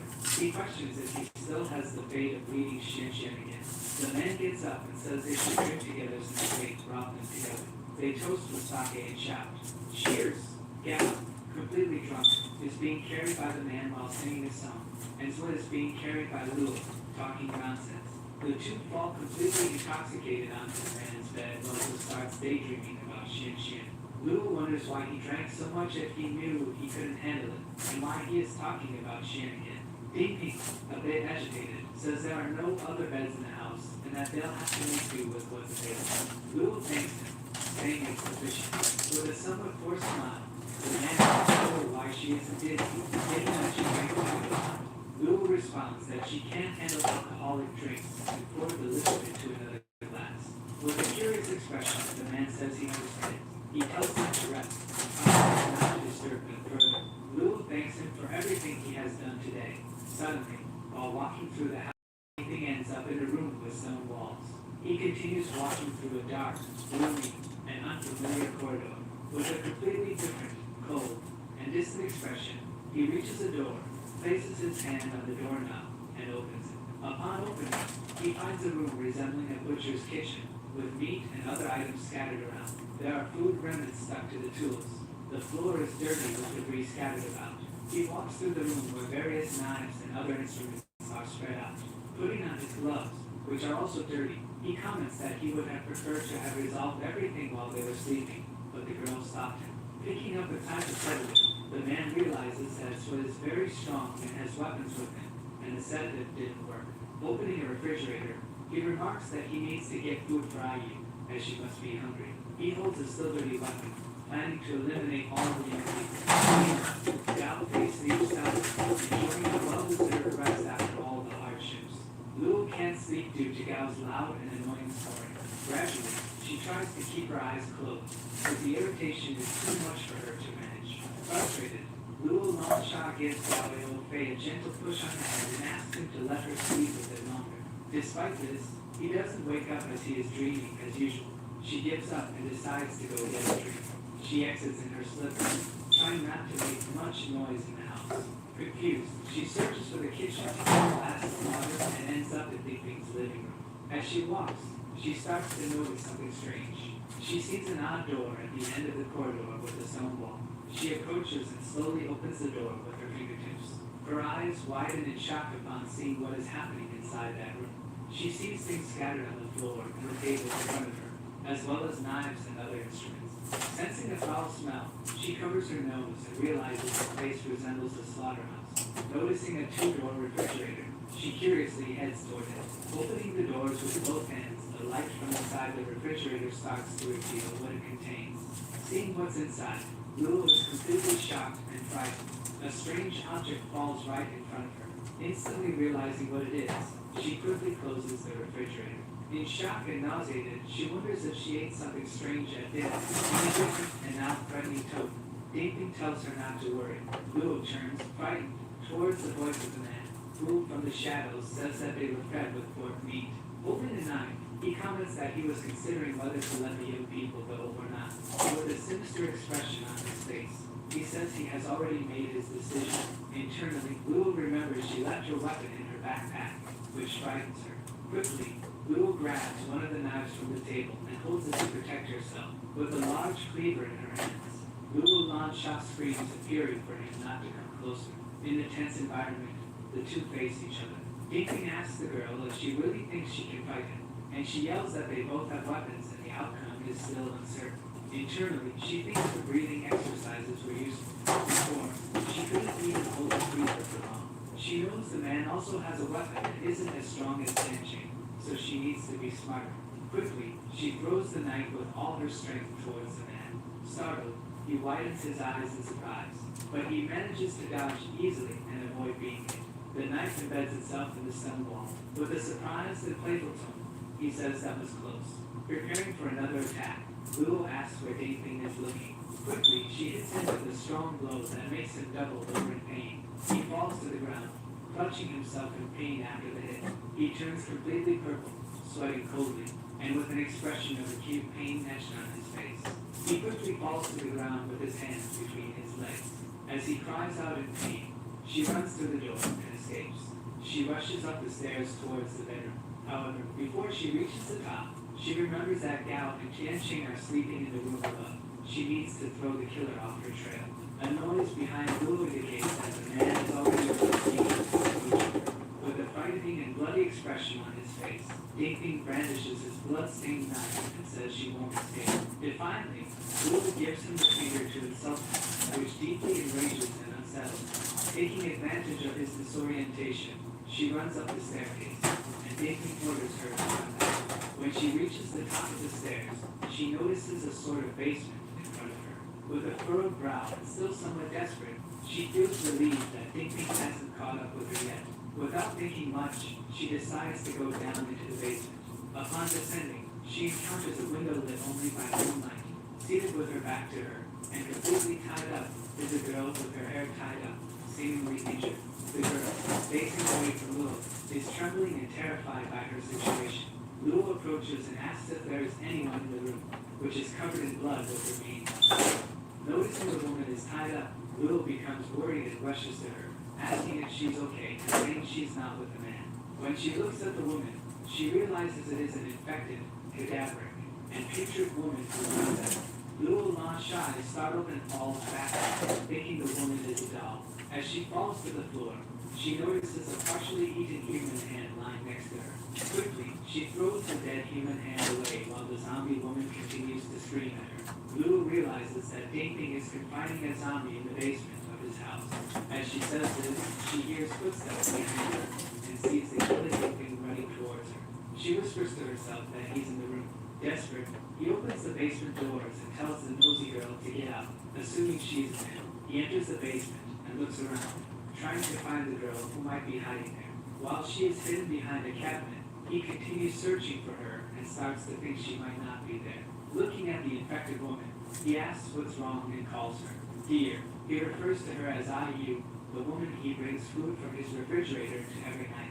Placing his hands over hers and kissing her stomach, he says that she is suffering. The girl watching this finds it disgusting that he treats a zombie like his wife. Apologizing to the infected woman, he says he had no choice but to lock her in the basement and tells her not to worry. with his hand gently placed on her face. He says he will keep his love company. However, upon looking at the floor, he notices flickering marks and realizes he's not alone. Still hiding behind the pillar, Lulu remains silent as he asks if she's still around, suggesting he knows of her presence. Emerging from her hiding spot, the girl calls him disturbed for keeping someone locked in the basement. Shouting at her, Daphne says she is his wife and that there is nothing wrong with a man taking care of his wife. He exclaims in an excited and agitated manner that no matter what happens, she will always be his mate. Lulu tries to bring Daphne back to reality by explaining that his wife is no longer the same, but he denies it, insisting that she is alive. Turning to his wife, he says that she can still move and react. Moreover, he feeds her every day. Embracing Ayu, Daphne insists that she is still his wife. With the knife pointed at Lulu, he remarks that his wife hasn't had fresh food in days. Standing before her with a knife in hand and a terrifying expression, he says he will feed her. When Lulu Lansha hears this, she is horrified and feels an oppressive pressure in the air as if her body is being forced to retreat. He stops in front of her with a disturbing smile on his face while she backs away.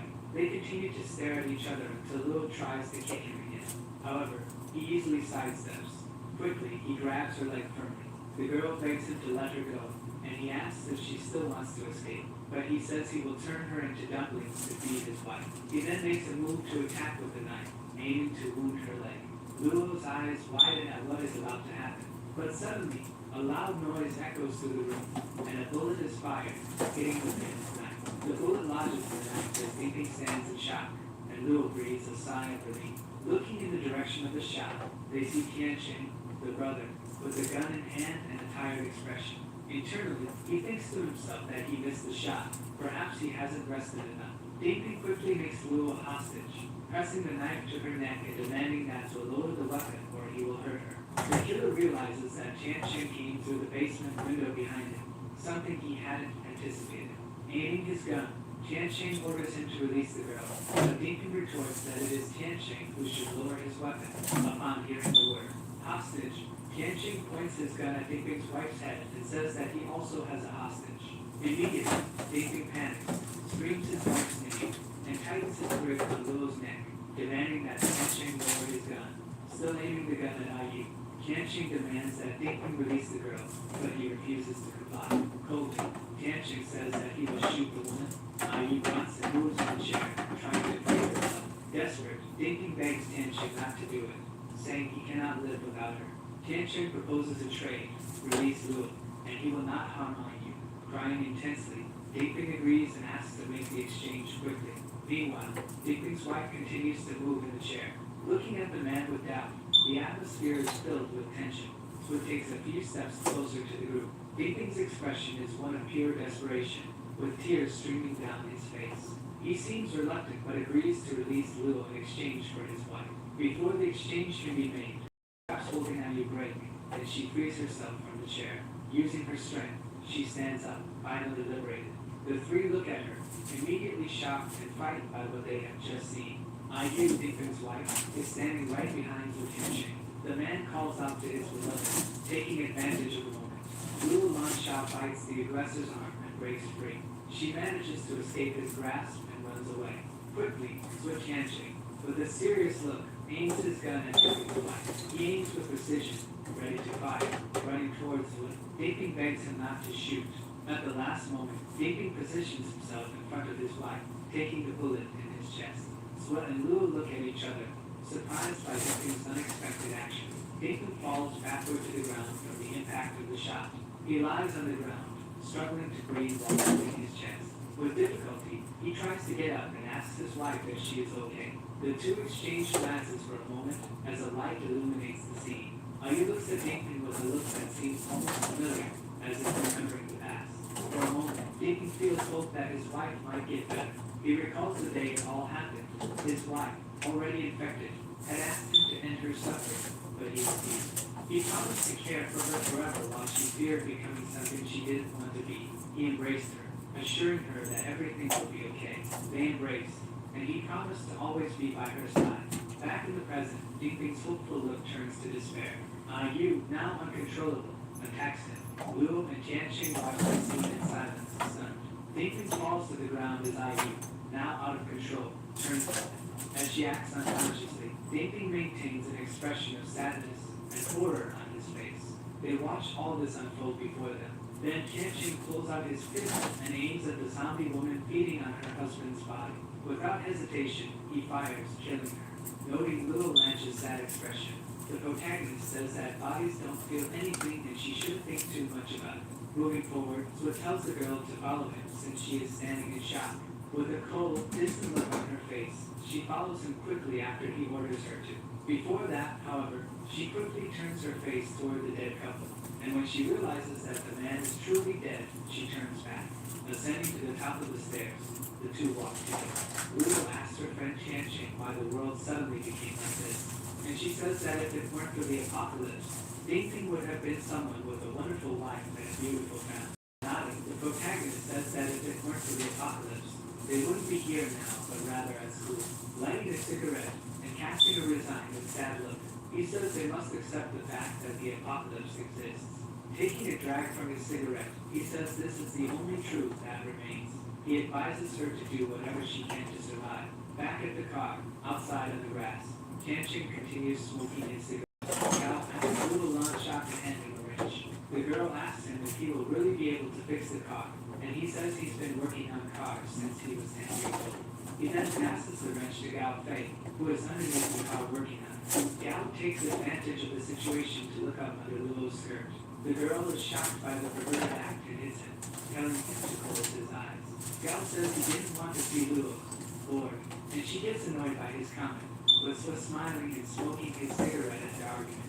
Looking at his hand, Sua says he hasn't made any progress since reaching the first stage, and that everything has been very secure. Soon Gao says he has finished the job, and Sua is amazed at his speed. He says yes, and that with the right tool, he could even dismantle the thing. So tells them to hurry up since they have wasted a lot of time. The day dawns beautiful, with bright sunshine and mild weather. However, numerous zombies surround the gas station. Gao asks the protagonist about the gas station, and so looking through a kind of binoculars, says there are some infected there. His friend asks if they should find another place, and the protagonist says no. Gao is frustrated with his friend's response, who gives him an ironic and sarcastic smile. Gao, irritated, asks his friend why he's staring at him, and the friend says there's no reason. He just had a good idea. Suddenly, Gao Fei pulls out two knives and gets into a combat stance. Gao asks if Sua is really going to force him to kill all the zombies, and the protagonist says he needs to go through tough battles to evolve. However, when the girl tells him to swallow his tears, Sua points at her and says she has to come with him, which surprises her. With a nonchalant expression, Sua asks if he wasted his time teaching them to fight, and says they are just zombies. Pointing at the zombies, Luo asks how that amount can be considered small in Sua's eyes. The protagonist responds that they are small fish and can handle them even before evolving. When Luo tries to justify herself, the survivor interrupts her and tells her to act quickly.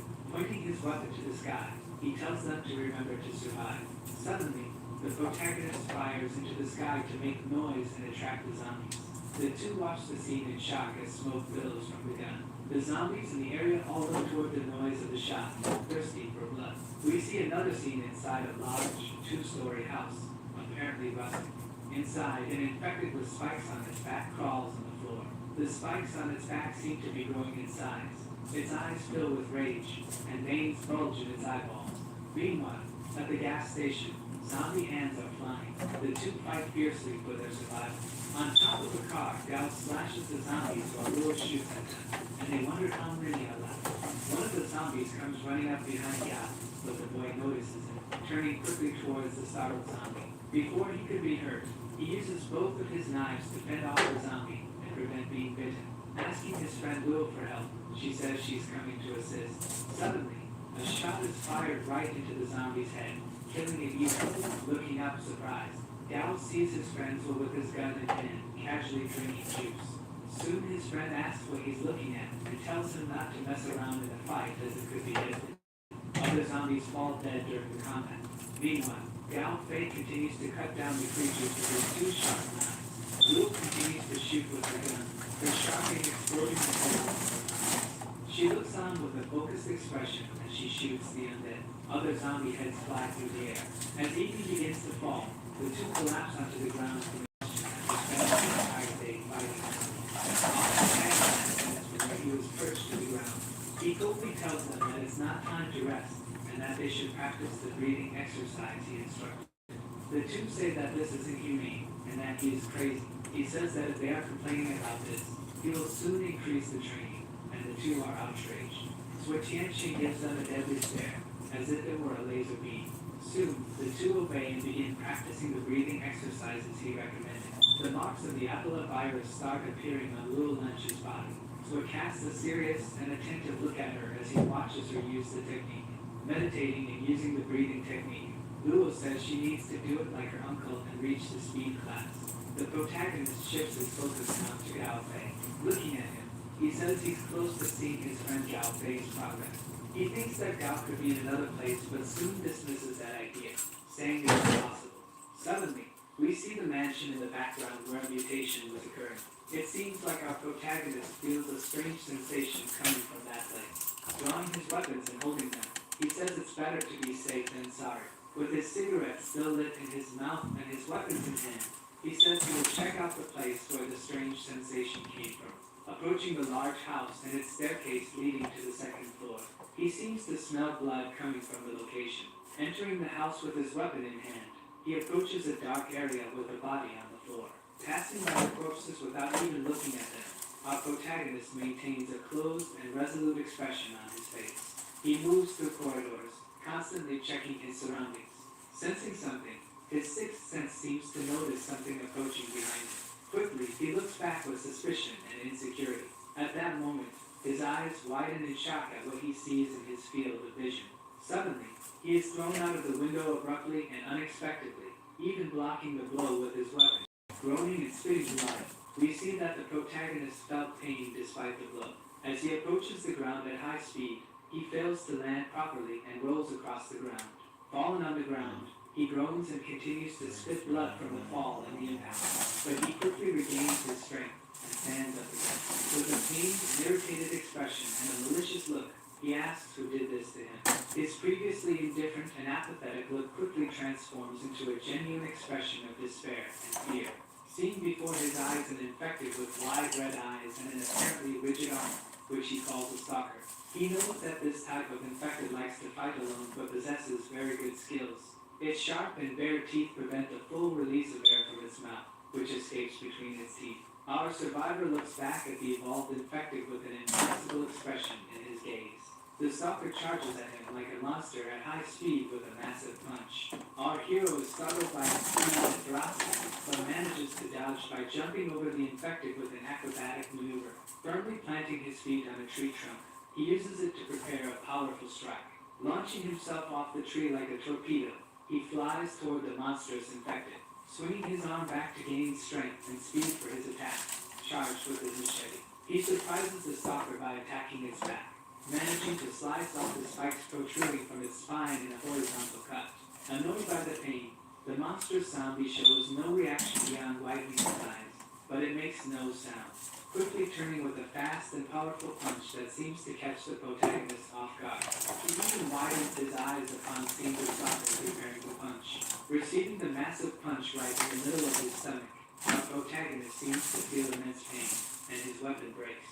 From a distance, our survivor flies horizontally a few meters above the ground. He ends up ricocheting off the ground like a stone in a pond, with each impact sending rocks flying. Fallen face down, and staring straight ahead, he notices the stalker coming toward him with its vibrant red eyes. With blood in his mouth and eyes revealing his fear, he thinks to himself that he doesn't compare to this infected. The enormous, armored infected being looks down with disdain at our protagonist, who rises after the fall. Suddenly, the monster prepares another massive, destructive punch just like the first one. Ketchup spreads, and the protagonist looks frightened. However, it was not our hero who was hit, but the wanderer, who opens his mouth in sign of pain. The monster roars loudly in a tone of sharp pain and suffering as the protagonist stares at it in shock, not understanding what happened. In the distance, he notices someone emerging from the mist and guesses who this might be. Gao Fei, with a silly expression, appears from behind the mist, so is shocked to discover that it was Gao who fired the shot with his two guns. He probably thought it was someone else. Asking his brother Tianqing to dodge, He begins to fire numerous shots from his two guns continuously and frantically. While the protagonist dodges, the Wanderer takes several shots right to the face. So it's astonished to realize that Gao Fei is hitting countless shots right in the monster's face, even from a distance. More bullets are fired from Gao's guns and hit the monster's face, causing it to stagger backwards. Running away from the monster, Su Tianqing says that the Wanderer's weak spot is in the temples. Gao shouts at Su to help him find an opening, and soon his friend throws a rock at the infected being's temple. After being struck, the Wanderer seems to get even more irritated. The gigantic creature lunges at Su with another powerful punch capable of killing him. However, before being hit again, Su manages to dodge and jump over the creature, which slams the ground with his attack. On top of the creature, he prepares a kick, but the Wanderer dodges and grabs his foot tight, which shocks Su. Smartly, the monster, holding his leg, gets ready for another punch that will be harder to avoid. However, the protagonist manages to duck and avoid the blow that would have hit him square in the face. Soon, the infected being begins to spin, aiming to slam Su's body against the ground. At that moment, he shouts for Gao Fei to be quick. His friend looks focused and serious with his weapon. As his killer looks for Tianqing by the leg and throws him forcefully to the ground. Just seconds before Su hits the ground, he spots an opening. Gao, with the eyes of a true hunter, sees the opening he needed, clearly identifying the Wanderer's temple, his weak spot. With the gaze akin to a predator hunting in the jungle, the gap becomes fully apparent to him. Screaming to himself that now is the moment, he begins firing with both guns and frenzy yet calculated manner. One of the bullets hits the target, starts to crack his armor. It continues penetrating the armor and destroying it from the outside. Before he could complete the strike on Su Tianqing, the monster is injured, so falls to the ground unharmed. And next to him, the monstrous armored infected also falls, though still alive. Surprised that his shot actually hit the infected and brought it down, Gao celebrates. The monster is severely injured on the ground but still alive. Getting up from the ground, Su Tianqing says that the infected is extremely resilient, holding his two hands tightly and pressing them against the skull of the walker. Su firmly plants his feet on the ground and starts pulling the head upward. Straining and grunting, we see the difficulty he's facing due to the infected's resilience. But with considerable effort and force, our protagonist finally manages to finish the job. The object flies away, landing on the grass behind the road. Su asks his friend Gao Fei if he has evolved, and Gao says he thinks so. He comments that his shots were very precise, and asks if it's his ability after evolving. Serious, Gao Fei picks up a stone from the ground and tells him to look at a leaf ahead of them. From a distance, they see a leaf slowly falling from a large, beautiful tree. Throwing his arm back, Gao Fei prepares a powerful and precise throw with a very small stone. He hurls it with all his strength toward the leaf on the tree. The stone hits the leaf, which then bounces back against the tree. Su Tianqing is very surprised but does not show any exaggerated reaction as Gao begins to boast. Finally, Su pats his head and says he deserves congratulations. With his eyes wide open, Gao observes something in the distance. Su asks if he can see something at an apparently absurd distance. Gao begins to read 3 numbers from kilometers away from where they are written. The exact 3 numbers Gao read are engraved on a tree, and he says this distance is nothing to him. Gao explains that after the evolution, everything appears slower and clearer to his eyes, saying that his evolution is extremely rare. So it suggests it must be something related to Gao Fei's nervous system. Placing a hand on his friend's shoulder, Su tells him to rest while he searches for a cipher brain. With a proud smile and clenched fists in a victorious tone, Gao feels that he can finally help his friends to be useful. He gives her a pat on the back. He says that they are friends, and what he is saying is nonsense. Forcing his lips up, he forces a smile and extends his hand for a fist bump, saying he will go wherever his friend goes. The two exchange looks in a genuine, sincere smile of friendship, brotherhood, and loyalty. As evening arrives, they give each other a fist bump and call each other partner, symbolizing their friendship and eternal bond. Meanwhile, Lu closes her eyes tightly to focus on meditation and breathing techniques. Sitting on the ground with her legs crossed and dead zombies around her, she continues using the technique to enhance the Ebola virus. Her eyes suddenly open with a brilliant purple hue, without pupils or irises. She can't hold back some groans of pain, and her head falls back due to the discomfort. With her eyes still completely white, she screams piercingly, and startled, starts running in her direction. Gao asks what is happening to her, and Su replies that her body has taken a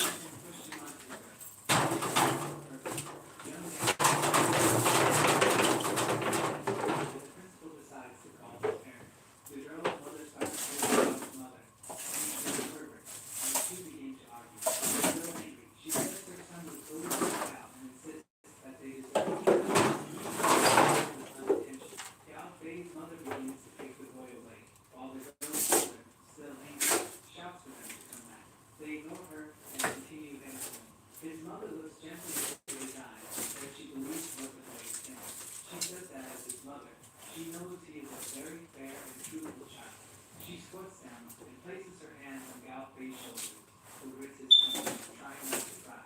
Finally, she says they will go, and she will cook whatever he wants for dinner. Gal Fei, with a melancholic and nostalgic look, remembers those great memories with his mother. Noticing that Fei's mind is drifting to distant places, so asks him what he is thinking about. He quickly says it's nothing and that he is thinking about the past. Driving in deep sleep, where Gal himself grew up, he tells her to turn onto a street ahead. Finally, the two friends park and get out of the car, stopping in front of a large, multi-story residential building. So it advises them to be cautious, as there are certainly zombies in the area, and Lulu tells her hamster to stay in the car. Off the back, he also tells Gal that no matter what happens, he must always follow his instructions. Crossing his lips now, suddenly not to cry, Gal wonders how his parents are doing. His friend tells him to stop thinking about it for now, and says they will find out when they get inside the building. He instructs them both to remain silent to avoid attracting the infected in the area. Various infected are lying around the path. Others are also piled up in the building's corridors. As they enter through the front door, the trio sees many more bodies scattered on the floor. Gal asks what is happening, and Zoe explains that someone must have been there before them, and the injuries are recent. Faye is shocked by this information and starts running quickly down the corridor with his pistol out. His two friends shout for him not to run off alone. Quickly, the two friends, startled by Gal's impulsive behavior, chase after him through the building. They shout for the head alone and notices a dark corridor. Lulu launch eyes as they can't see where Gal is, and our protagonist comments that he must be on the phone. They hear aloud, scream the door further down the corridor, and quickly head towards the sound. At that moment, shots start firing frantically on Gal Fei. He is horrified as he fires these shots in a frenzy. The two arrive behind him and see him shooting in another room. Where Tianjin sees the scene and cannot contain his shock and sadness, calling out his friend's name. Unable to hold himself upright, Gal collapses to his knees abruptly upon seeing what has just happened. He cannot prevent the genuine expression of shock, his mouth open and eyes wide and empty. His expression of shock becomes more severe as he looks at the scene before him, the emptiness in his chest growing. He turns his eyes what he sees, so he runs toward his friend, who is on the floor with his hands on his head, asking if he is alright. He quickly notices the open door and looks towards it, experiencing the same shock as his friend. He sees a corpse in a troubling situation. The body is hanging with various marks, making everything even more unsettling. Gal Fei cannot hold back the tears streaming down his face as he calls for his mother, his voice choked with sobs. In a complete breakdown of sadness and denial, he screams loudly and desperately for his mother. Lu Shan and Fu Tiancheng are also shocked to see the scene and Gao's reaction to finding his mother now deceased. On his knees with his shoulders hunched and tears continuously streaming, Gao cries like a child, overwhelmed with deep sorrow. Swan, analyzing the scene coldly, comments that someone did this deliberately to have her eaten alive by zombies. The tears continue to flow, reflecting the deep sadness the young man feels at this moment. So lets out a sad, sympathetic sigh, feeling compassion for his friend Gal Fei's situation. Consumed by anger and also empathetic toward her friend, Luo asks what kind of monster would be capable of such an act. Gal Fei slowly gets up with his head lowered while Luo, still on her knees, tries to comfort her. She tries to call out to Gao Jing, but he does not seem to hear her. Still in tears, he stands up and stands beside his best friend, Fu Tiancheng. Entering the room, he comes face to face with his mother's body. Reaching out his hand towards her, Gao cannot control his trembling and calls out to her.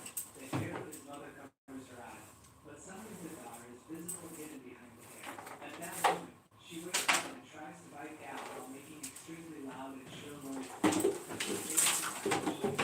As his friend saves him for being bitten by his own mother, Gao Fei watches the scene and cries even more. At this moment, realizing his mother has turned into an infected and is screaming like a ferocious, irrational monster, tears continue to flow down his face as he sees the expression in his eyes take over.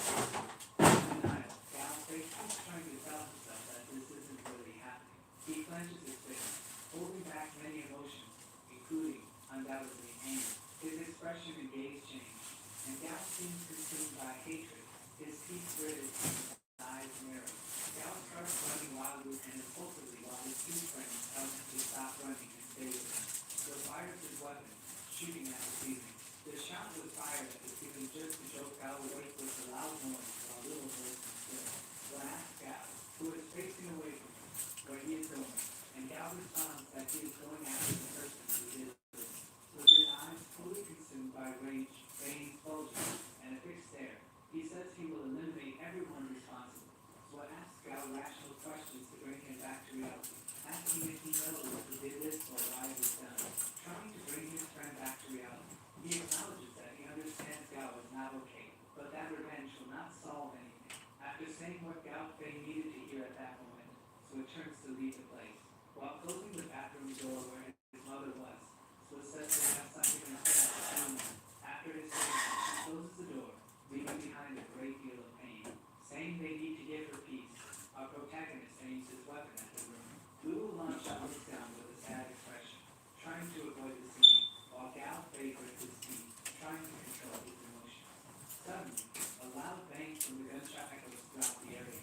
Gus falls outside the residential building where Gal Fei lived with his family and chief, leaving in front of an improvised grave for his mother, marked by a blow on a large stone with Gal Fei.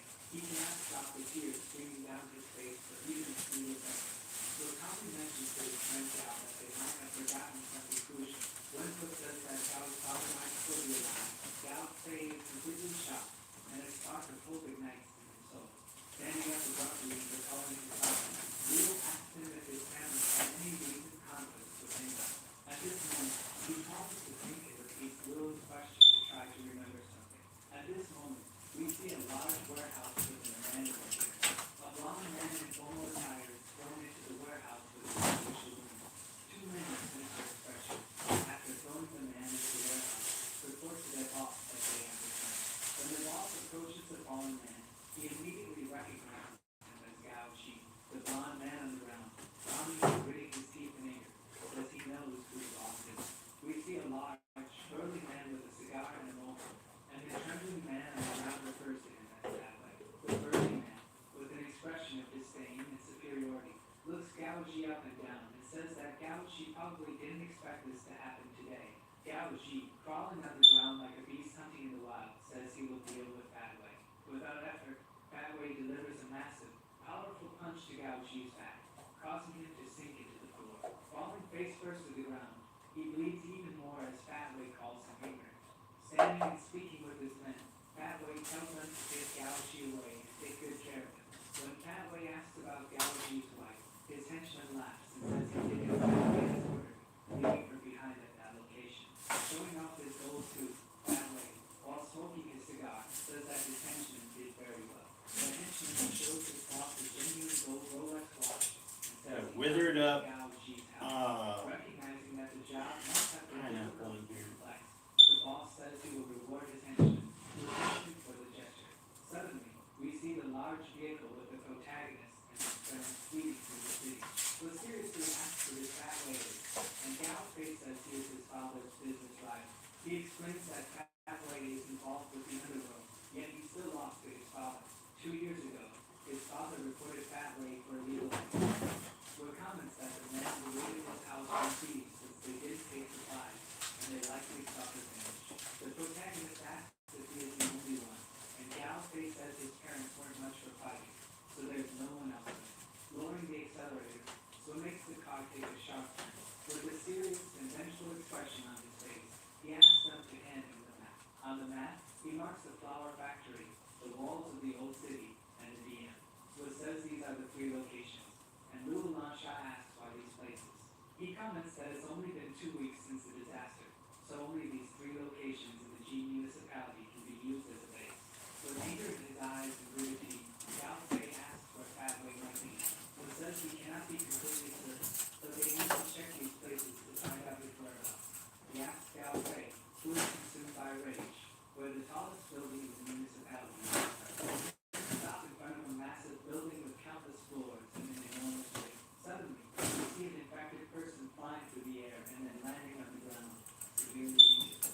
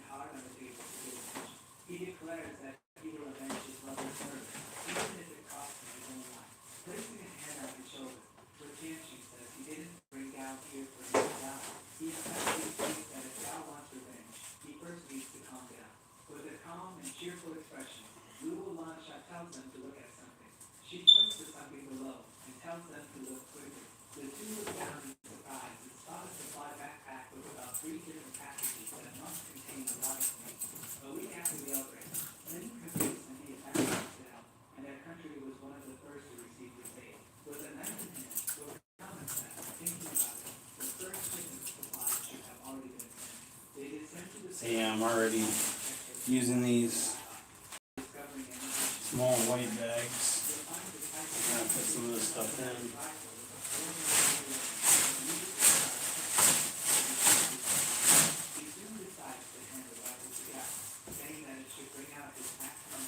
That way I don't have to use the big bags as much.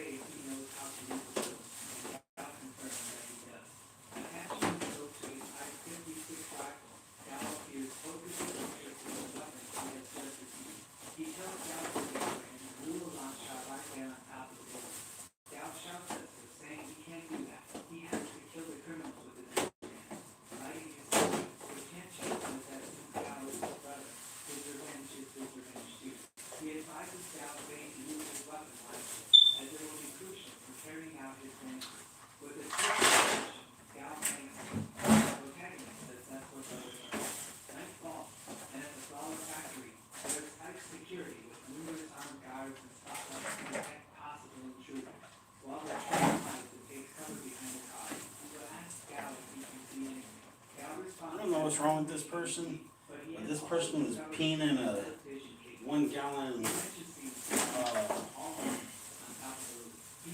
freaking jug.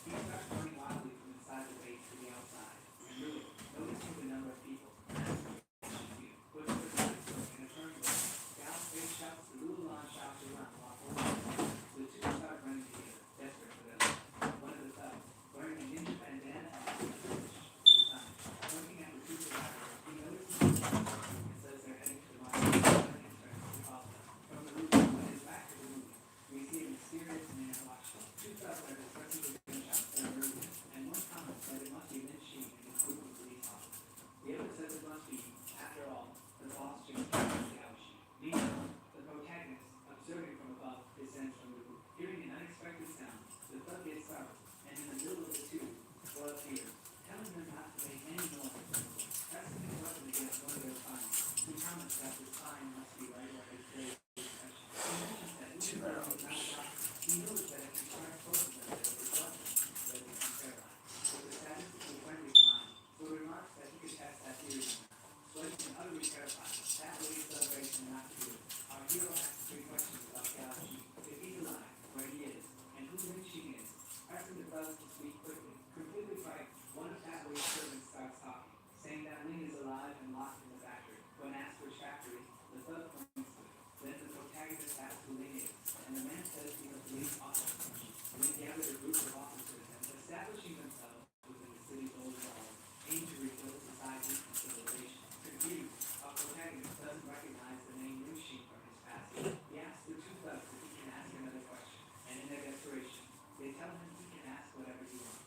With a dark and vile expression on his face, the protagonist asks how he would like to die, shockingly to him. Quickly, the protagonist resolves the situation and eliminates the enemy of his friend. He then turns to the factory at the 2 indicators, where Liu Xing is being held.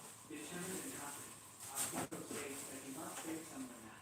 Standing, observing the factory, he seems to notice him. Taking a closer look at him, the protagonist realizes that it's extremely strange and has a bizarre atmosphere. Suddenly, our hero begins to overhear a conversation between 2 thugs, saying that if Galaxy is himself, he must be done. One thug, muscular and with long hair, says that Galaxy wouldn't be able to withstand it, and the other voice from the hall came out of the too. When everyone behind the container where he was hiding, he heads back to the location he had been watching. Looking up and analyzing his paperwork, he concludes that this building has many challenges to face. Placing his palm on the wall of the place, he activates protection mode and begins to concentrate. Soon shocked by the confused, he detects a man on a platform, unshouldered, and a quarter dozen, perhaps hundreds of zombies. We see Galaxy utterly terrified, close to intense, and trembling with fear. A crowd of Batways thugs seem to be searching for the intruders. Frightened, one of them asks who will go in first. The thug with the bandana asks what they're afraid of and claims that one person can't take them all down. One of them questions if it could be a trap, and the one with the bandana insists that if they don't kill the intruder, Batway will kill them. Filled with a renewed sense of confidence after the bandana thug's words, they enter the dark place with their weapons in hand. Entering the building armed and seemingly ready, they cautiously search for the intruder. However, one of them is quickly struck down and eliminated. With his 56 caliber rifle in hand, Galaxy counts his 6 kills and says it's still not enough. From an elevated and advantageous position, he can see all the enemies and declares that he will them all. However, the bandana-wearing thug detects Galaxy's location and points him out so his friends can notice as well. Soon, they all start firing their guns in Galaxy's direction, and he begins running to his side. He starts with an apathetic and indifferent expression as he escapes all the shots. The subordinates explain that they must catch the boy since their boss asked for it. Completely irritated, the man says that orders them to form another team to reinforce them. He tells them not to return until the intruder is defeated. One of the subordinates comes running in panic, saying that the situation is really bad. The boss asks what happened now. Shouting from fear and adrenaline, the villain says that all the thugs at the factory have been taken down. Batway's eyes widen as veins bulge on his forehead, completely shocked by the information. Grinding his teeth in anger and narrowing his eyes, Batway calls for Chan, one of his thugs, and some others to handle the situation. Meanwhile, at the factory, we see Suetian calling out to Uncle Gao through a hole in the glass he made. Completely injured, Uncle Gaoji calls for someone to help him. So introduces himself to Gaoji, saying that he is Gao Fei's classmate and friend. In a near vegetative state, possibly due to his injuries and madness, Gaoji starts muttering his sons into his names. Looking at the hole he's about to climb through, so remarks that this is going to be a major headache. Throwing a rope to the platform where Gaoji is, our protagonist prepares for a risky descent with the intention of saving it. So he begins to descend the rope, heading directly for the platform where Gaoji is. Landing firmly on the metal platform, our protagonist sets foot on it, but it starts to sway heavily under the weight of both men. Frightened by his near fall, so glances down and sees numerous zombies waiting to devour him if he falls. Reaching out his hand to Uncle Gaoji, our protagonist tells him he's there to save him. At the moment Gaoji realizes this, he seems to snap out of his catatonic state. However, in an adverse reaction, he becomes scared and starts falling backward, trying to flee from Tianqing. Begging the protagonist not to come closer, Gaoji continues to retreat on the platform, nearly falling off. So clicks his tongue in irritation and rushes toward Gaoji. Tianqing places his elbow on Gaoji's back and throws his body weight onto him to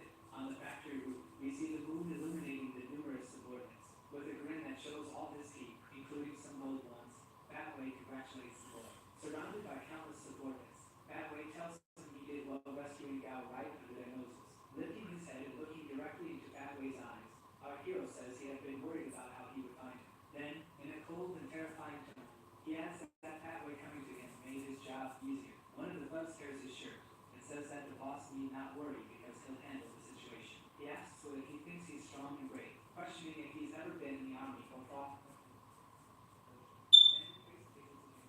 The thug tries to saying that taking lives is no longer illegal. Before he can finish his sentence, our hero delivers a massive and incredibly powerful punch. The bulky and intimidating thug goes flying through the air after Tianqing's punch, landing hard on the ground and being pushed far away. He holds his face in pain. His body bounces on the ground, unable to stop, hitting the ground several times. Fat Wei and his subordinates are left shocked, jaw dropped, and incredulous at what they just witnessed. The thug falls to the ground, completely injured I'm done with cleaning it. and lifeless, with smoke rising from his hand. I'm done with putting everything in bags. I am currently starting to take everything downstairs to the dumpster. No expression on his face. Tianqing says that the man was right, taking lives.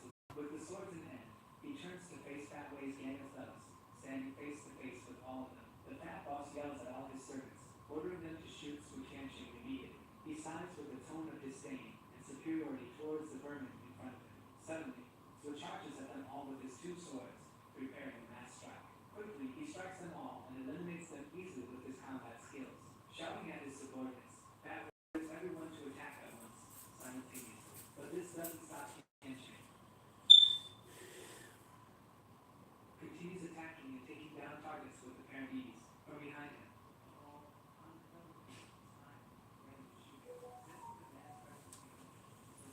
Cuts him down without hesitation. Irritated, Fat Wei begins shooting at Sweat, telling him to go to hell. The bullets miss Mutus with speed as he dodges and then rushes towards another target. Quickly, he cuts the man down, defeating him before he can react or counterattack. He then takes down another of Fat Wei's thugs with extreme ease as well. Without hesitation, our protagonist defeats several more thugs in a series of attacks. The fat boss, Wei, watches the entire scene in disbelief, unable to comprehend.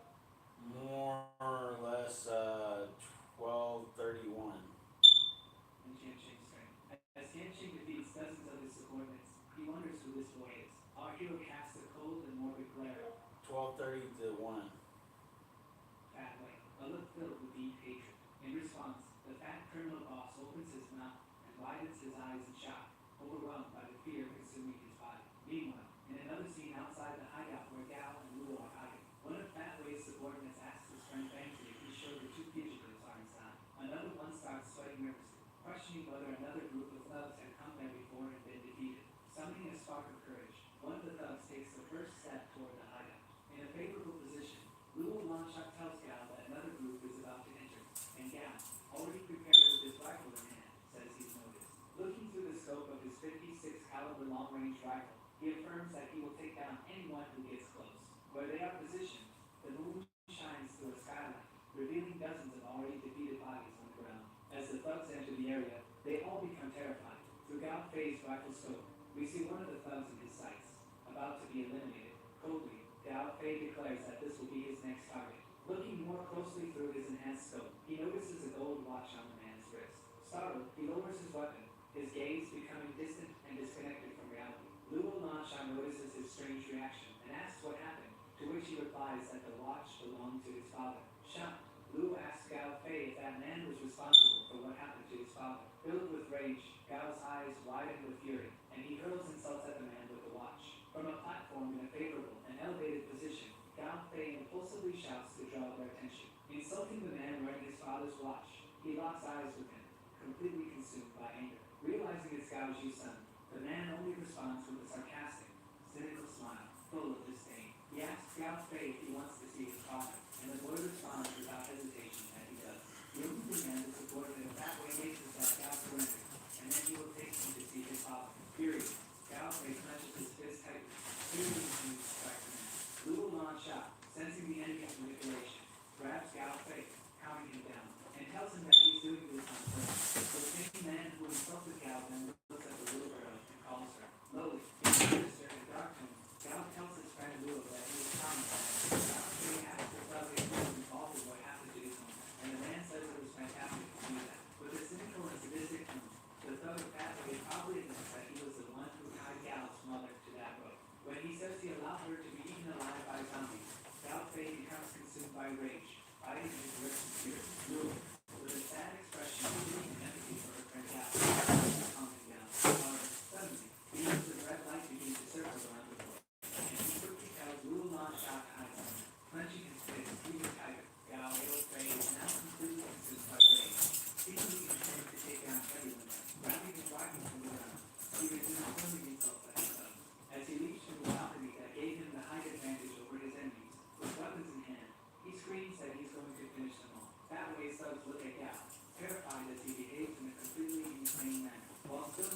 falling toward the ground.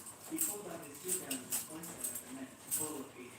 In one swift move, he manages to take out two of Fatway's men, who had turned his mother into a zombie. Finally, he lands gracefully on the ground, kneeling before the survivors while he takes his arms to his face.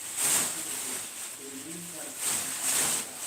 He takes his wrist and a wild look. As his time slows down, he quickly spots the bullet, grabbing them effortlessly, keeping each one clear. Like needle from a matrix, he ran faster, grabbing all the bullets back. Without wasting time, Gal followed his weapon, hitting another target without much difficulty. The man who manages to utter the last word. This is impossible. His eyes wide open as he stares at Gao Fei. He finishes by wondering if this boy is still human as Gao steadies himself on the ground. More shots are fired by Gao Fei, and he hits all his targets, taking down his enemies with ease. Staring coldly and fiercely at his targets like a hunter eyeing his prey. Gao seems unstoppable. The thug who had insulted Gao earlier looks completely regretful and horrified by his strength. He literally sweats himself and drops his weapon on the ground. Face to face with Gao Fei, that way Sub raises his arms and begs for his life. Meanwhile, we see the leader of this criminal gang, that way, with his hands tied. So Tianqing tightens the rope and throws him to the ground, completely immobilized. As our protagonist begins to drag him along the ground like a toy cart, the fat man tries to rise well. So drags the fat man to the platform where he rescued Gao Ji, and the boss starts to panic, imagining his grim fate. Desperate in the face of his potential doom, Fat Wei reveals the location of all the food they've been hoarding, trying to strike a deal with Slug. Our hero says he's not interested in resources, only in vengeance, wanting to avenge his friend Gao Fei. He tells the fat boss he can imagine how Gao Fei's mother died, as he asserts that Fat Wei will pay for that today. So it pushes him down to where the horde of hungry zombies is waiting. In shock, face to face with his cruel fate, Fat Wei begins to scream desperately for his life. Quickly, the fat man starts to fall into the pit where he has imprisoned Gao Ji, screaming in denial at how he is about to meet his end. Fat Wei can do nothing, and soon, he falls into the middle of the horde of voracious zombies. And we see that it's over for him. The zombies rush towards him, ready to feast on his flesh. Fat Wei, in tears, begs the zombies not to come near him, but it's no use.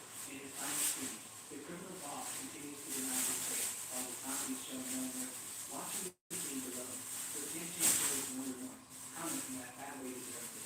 Finally, our protagonist remarks that he should return and find his friend Gao. The thug who had insulted Gao starts to beg for his forgiveness. Completely wounded and lying on the ground, the enemy pleads for Gao to spare his life. Surely, with the marks of the Ebola virus visible on his abdomen, Gao asks who else was in his house that day. In response, the man says that Gao has already killed all of them, leaving only those who will look that way. Even face to face with the last man, Gao says that he's the only one left, and the desperate man claims he was just falling for him. Begging Gao Fei to spare his life, he says he was just a laughing clothes to the world. Little Launcha watches the scene of shot, and grin, and we will bring Gao Fei. Wrapping his hands in the collar, Gao Fei tells him he doesn't even deserve negotiation. Throwing his fist back and charging a powerful punch, he says the man should just be eliminated. Suddenly, the marks on Gao Fei's abdomen begin to disappear. Feeling immense pressure, he realizes it's the recoil effect and clenches his teeth. As he collapses to the ground, Luo Lansha runs toward him to see what happened. He tells Luo to ignore him for now and to go after the man and catch him. Desperate, the man starts running for his life, and Gao Fei points at him, urging Luo to eliminate the target immediately. She shouts with authority for the man to stop running and stay put. Gao's vision begins to blur as he looks at his friend's back. Sweating profusely, his body feels extremely heavy, and one of his eyes closes from exhaustion. Suddenly, he falls to the ground, completely drained of energy, seizing his back down. A shot from the friend's fire on Luo is holding his fire at the man with the intent to eliminate him. The shot hits the target, but only the arm, and doesn't seem to have much effect as the man continues running in desperation. He glances back at the little girl, utterly terrified and injured. The girl is managing to stop running, and she chases him with her weapon drawn. Frustrated and desperate, the thug realizes it's really easy to take the little girl. Once again, pointing the weapon at him, she orders him to stop running.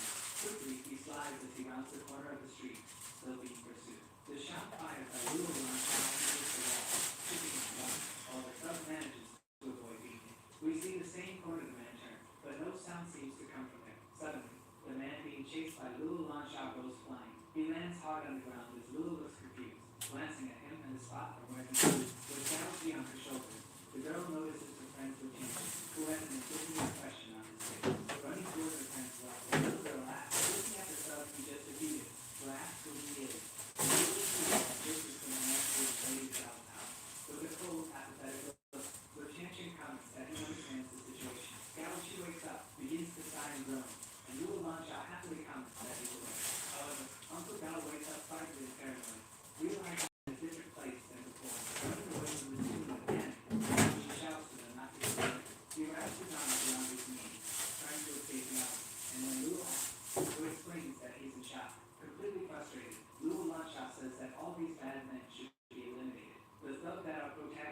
grown and sent flying begins to wake up, noticing his own hand and realizing he's alive. After seeing that the man is still alive, our hero comments that the man is quite resilient, slowly opening his eyes after being knocked out. That weight of light in his eyes when he realizes he's face to face with him. As Wu draws his sword from his sheath, thinks the man won't have another chance. The sword raises his hand to shield his face.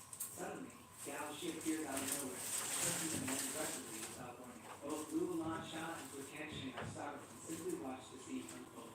Facing the man lying on the ground, Gao Shi begins to angrily repeat, "It was him," with clenching his fists. Approaching his enemy, he continues to say that this man was responsible. Grabbing the man by the collar, completely enraged, Gao Shi starts shouting that he was the one who did it, and the thug seems to recognize Gao. Suddenly, Gao Shi delivers an extremely powerful punch, landing right in the middle of the enemy's face. Still injured and mentally shattered after all the trauma, it's clear that Gao Shi is out of control. He lands another blow, cursing the man aggressively. Without a moment's pause, Gao Shi brutally delivers another punch. Again, without hesitation, he lands a cross punch to the enemy's face. Still swearing, he finishes with another punch to the man's cheek. Without stopping, Gao Shi throws a flurry of rapid punches at the thug. Our protagonist silently watches the scene, absorbing the intense situation. Lu Lansha shares the same expression as her friend's blood and also becomes apathetic. Still cursing the man and consumed by rage, Gao Ji's hand is completely smeared with ketchup, and the man appears to be unconscious. Crying profusely, the man seems to be delirious, talking to his already deceased wife. Standing over the man he just took down, Gao Ji says to his wife that he's useless. Lu comments that Gao Ji seems to be better now after all that, and to help to the customer so they can go meet Gao Fei. Quickly, she runs toward her friend's father, who just had a psychotic episode. The day dawns, and the sun illuminates the buildings of the municipality of Ji in an incredibly beautiful way. Gao Fei slowly begins to open his eyes. Resting in a large bed, Gao wakes up and has radiated, and at the foot of his bed, he sees his father.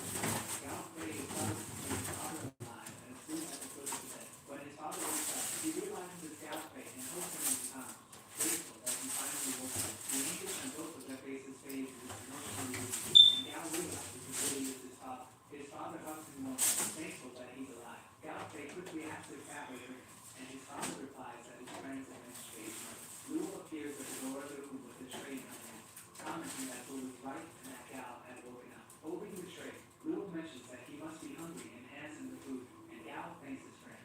She makes a silly face when he thanks her and says it was nothing. Gao Fei's father tells him that he thought his son wouldn't wake up since he was in a coma for 3 days, and Gao is shocked by this information. Gao asks where they are, and his father responds that he abandoned the hotel they took over. Excited, Lu Lanshan mentions that she found a lot of food in the kitchen but is interrupted by her, who calls Gao impulsive. Lu shouts Tianxing's name to warn him, as Gao has just woken up from a coma, so it says they shouldn't trigger Ebola unless it's an emergency. In response, Gao says that man killed his mother. Changing the subject, Zhu is relieved that Gao had been practicing the exercises, which boosted his immunity, and asks about his tattoo. Gao is clearly embarrassed and seems to try to change the subject, avoiding answer. Still avoiding the question, he starts scratching his face and repeating the same thing. Zhu remains insistent, asking again where his tattoo is located. Gao Fei explains that his tattoo is on his private parts. Everyone in the room tries to hold back laughter at Gao's remark.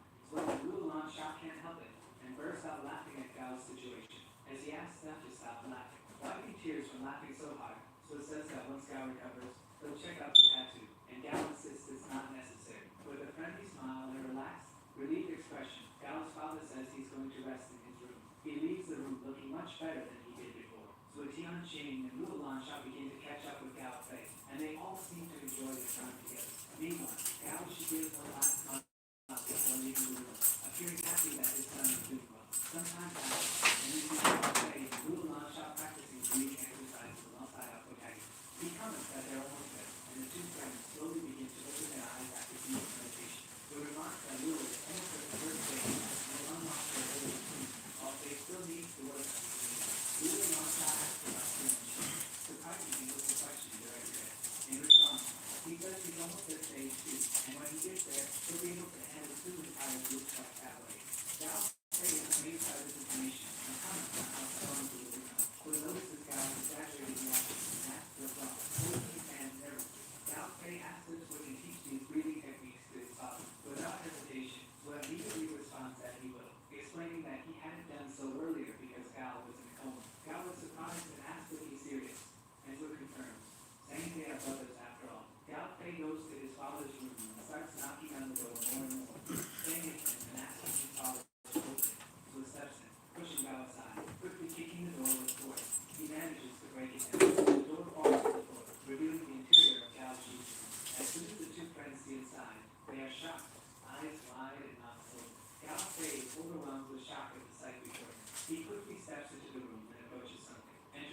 front room. He stops in front of his father's body, hanging by a rope around his neck. Gal's Fei can't contain his grief and immediately begins crying uncontrollably, biting his lips from the sadness. He can't stop crying and screaming for his father when he realizes what has happened. Gal falls to his knees, unable to bear the thought, while his two friends stand frozen in shock. Luo Langshan notices something on the dresser and sees that it's a letter, telling Gal that his father wrote it for him. Gal Fei takes the letter in his hands and begins reading it through his tears. In the letter, we see that Gao Shi is saying goodbye, apologizing for his cowardice and selfishness. But as if he couldn't take it anymore, Gao Shi thinks that the world changed too fast, and he couldn't handle it, knowing he would soon die in the hands of a zombie or a thief. He writes that before they arrived, he witnessed so much brutality, death, and horror, including him, saying that he was used to his old peaceful life and couldn't adapt to it. Gao Shi writes that he wanted to see Gao's face one last time and is happy that his son has trustworthy friends. He also mentions in the letter of watch that was a symbol of love between him and Gao's mother, which he left as an inheritance for his son. As Gao mourns by his father's grave, the letter ends by saying he would have been a brother to them and that Gao should move forward. He tells Gao to always stay strong, and Gao wipes away his tears and stands up, remembering this. Still crying, Gao Fei asks Tianchen what happened to this world, death, betrayal, and danger everywhere. Liu Fei wondered if they live in this world forever, lighting his cigarette, so it says honestly that he doesn't know if they will stay this way or not. He isn't promised that the world changed and became like this, and there's probably no way to change it. If there is, he doesn't know how. He admits that some people have chosen to accept their fate while others fight against them, then asks what God has chosen. Liang Chen responds that his fate is chosen. He says that he just wants to survive with him because that's the only way that he'll have a chance. Trying to hold on to hope, Gao Fei repeats the words, survival and chance, as self-affirmation. Protagonist offers a cigarette to his friend Gao Fei. Gao quickly accepts and takes the lit cigarette from his hand. Fei takes a breath, inhaling the air of the place where they are. He decides to take a drag from the cigarette, while his friend places a comforting hand on his back. Gao Fei sheds many tears while coughing with the drag he puts on the cigarette. In an authoritative tone, trying to help his friend move on, so it tells them it's time to leave. The three begin to leave the municipality of Qi, and Luo Langshan asks for a cigarette, but he refuses, saying she's just a child. A month after, and you see Luo Langshan Luo very seriously and totally at him and Gao was a challenging number. Gao turns to challenge him with serious look. Suddenly, Luo Langshan at first, jumping over her friend to the bed. Inside her cave, Gao sees everything clearly and calmly sighs.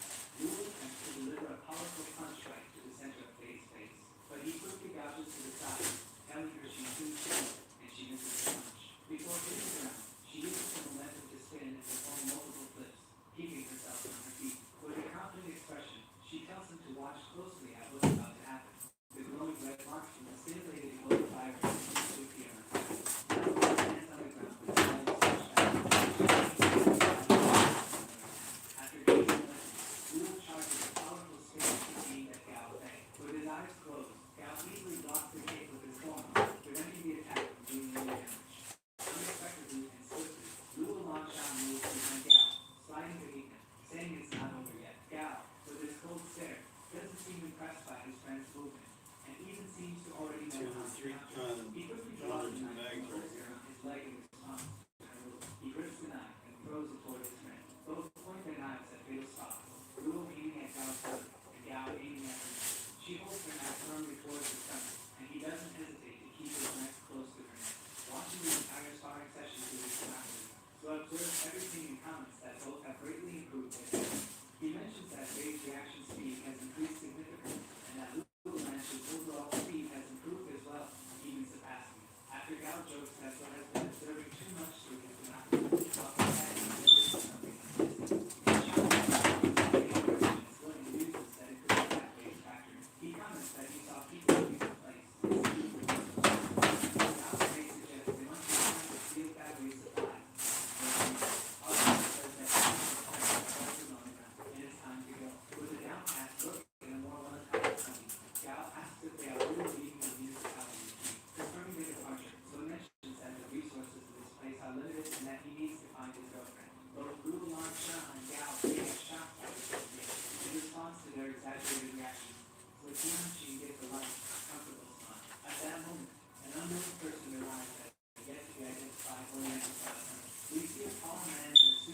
white shirt, accompanied by a slightly red-haired woman in tactical gear. When they reached the boy, Lynn stepped in a wheelchair.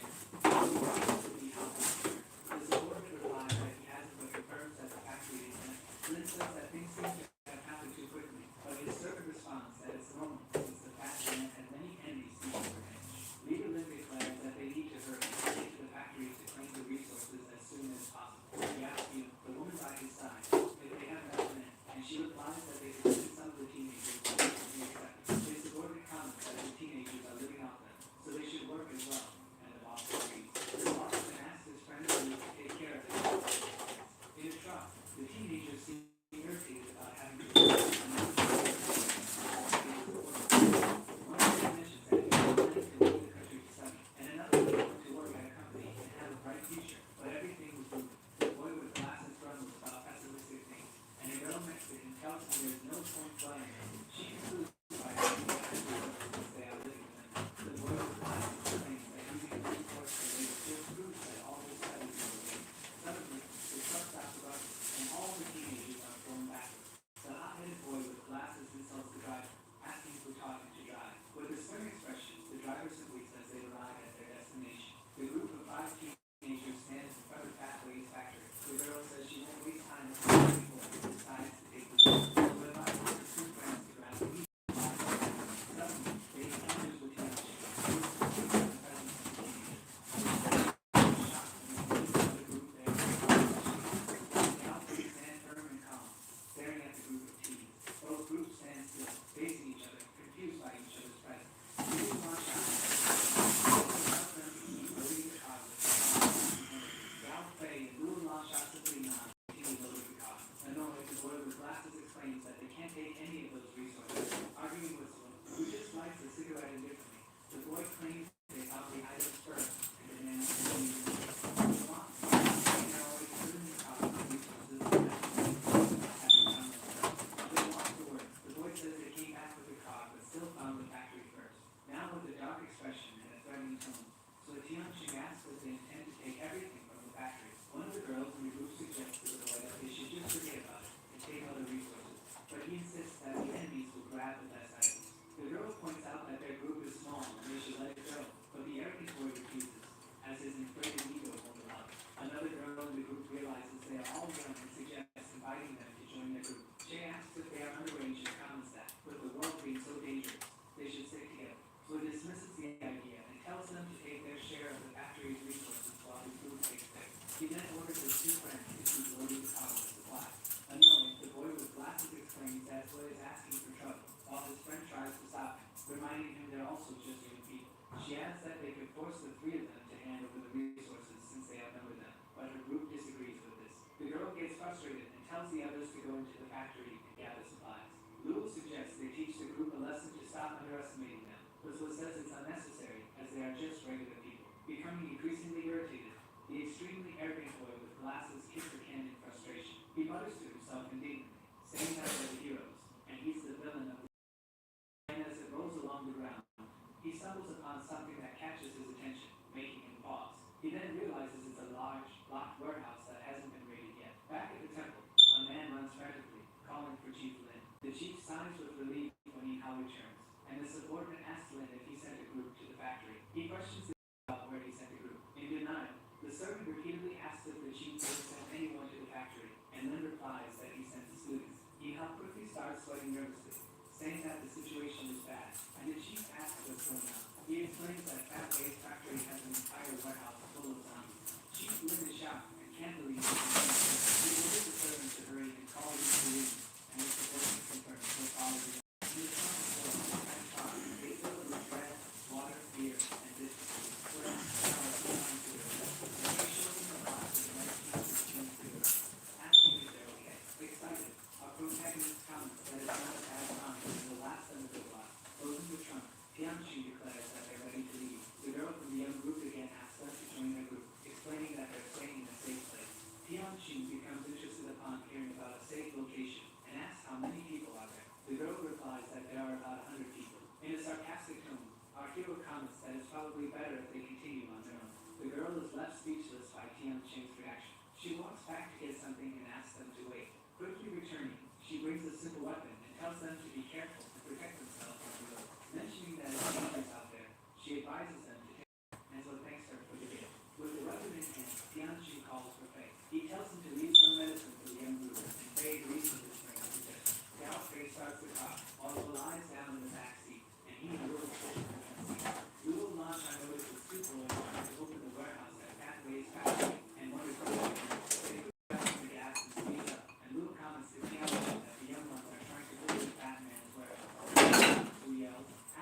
warehouse they're trying to open. She replies that it's the warehouse visible from the main gate.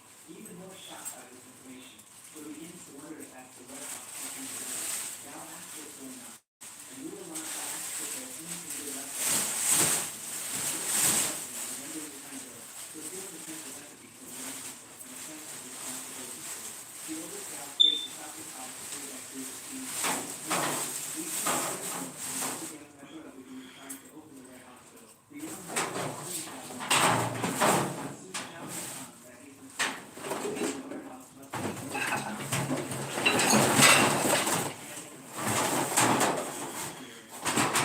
out a simple firearm from his holster. He says he's going to use it. Suddenly, the entire area is filled with the booming sound of gunshot. Jay quickly asks him what he's doing. The boy excitedly replies that he's managed to open the Batman's factory warehouse. All the teenagers, who are apparently getting ready to leave, look confused by Su Zhao's actions.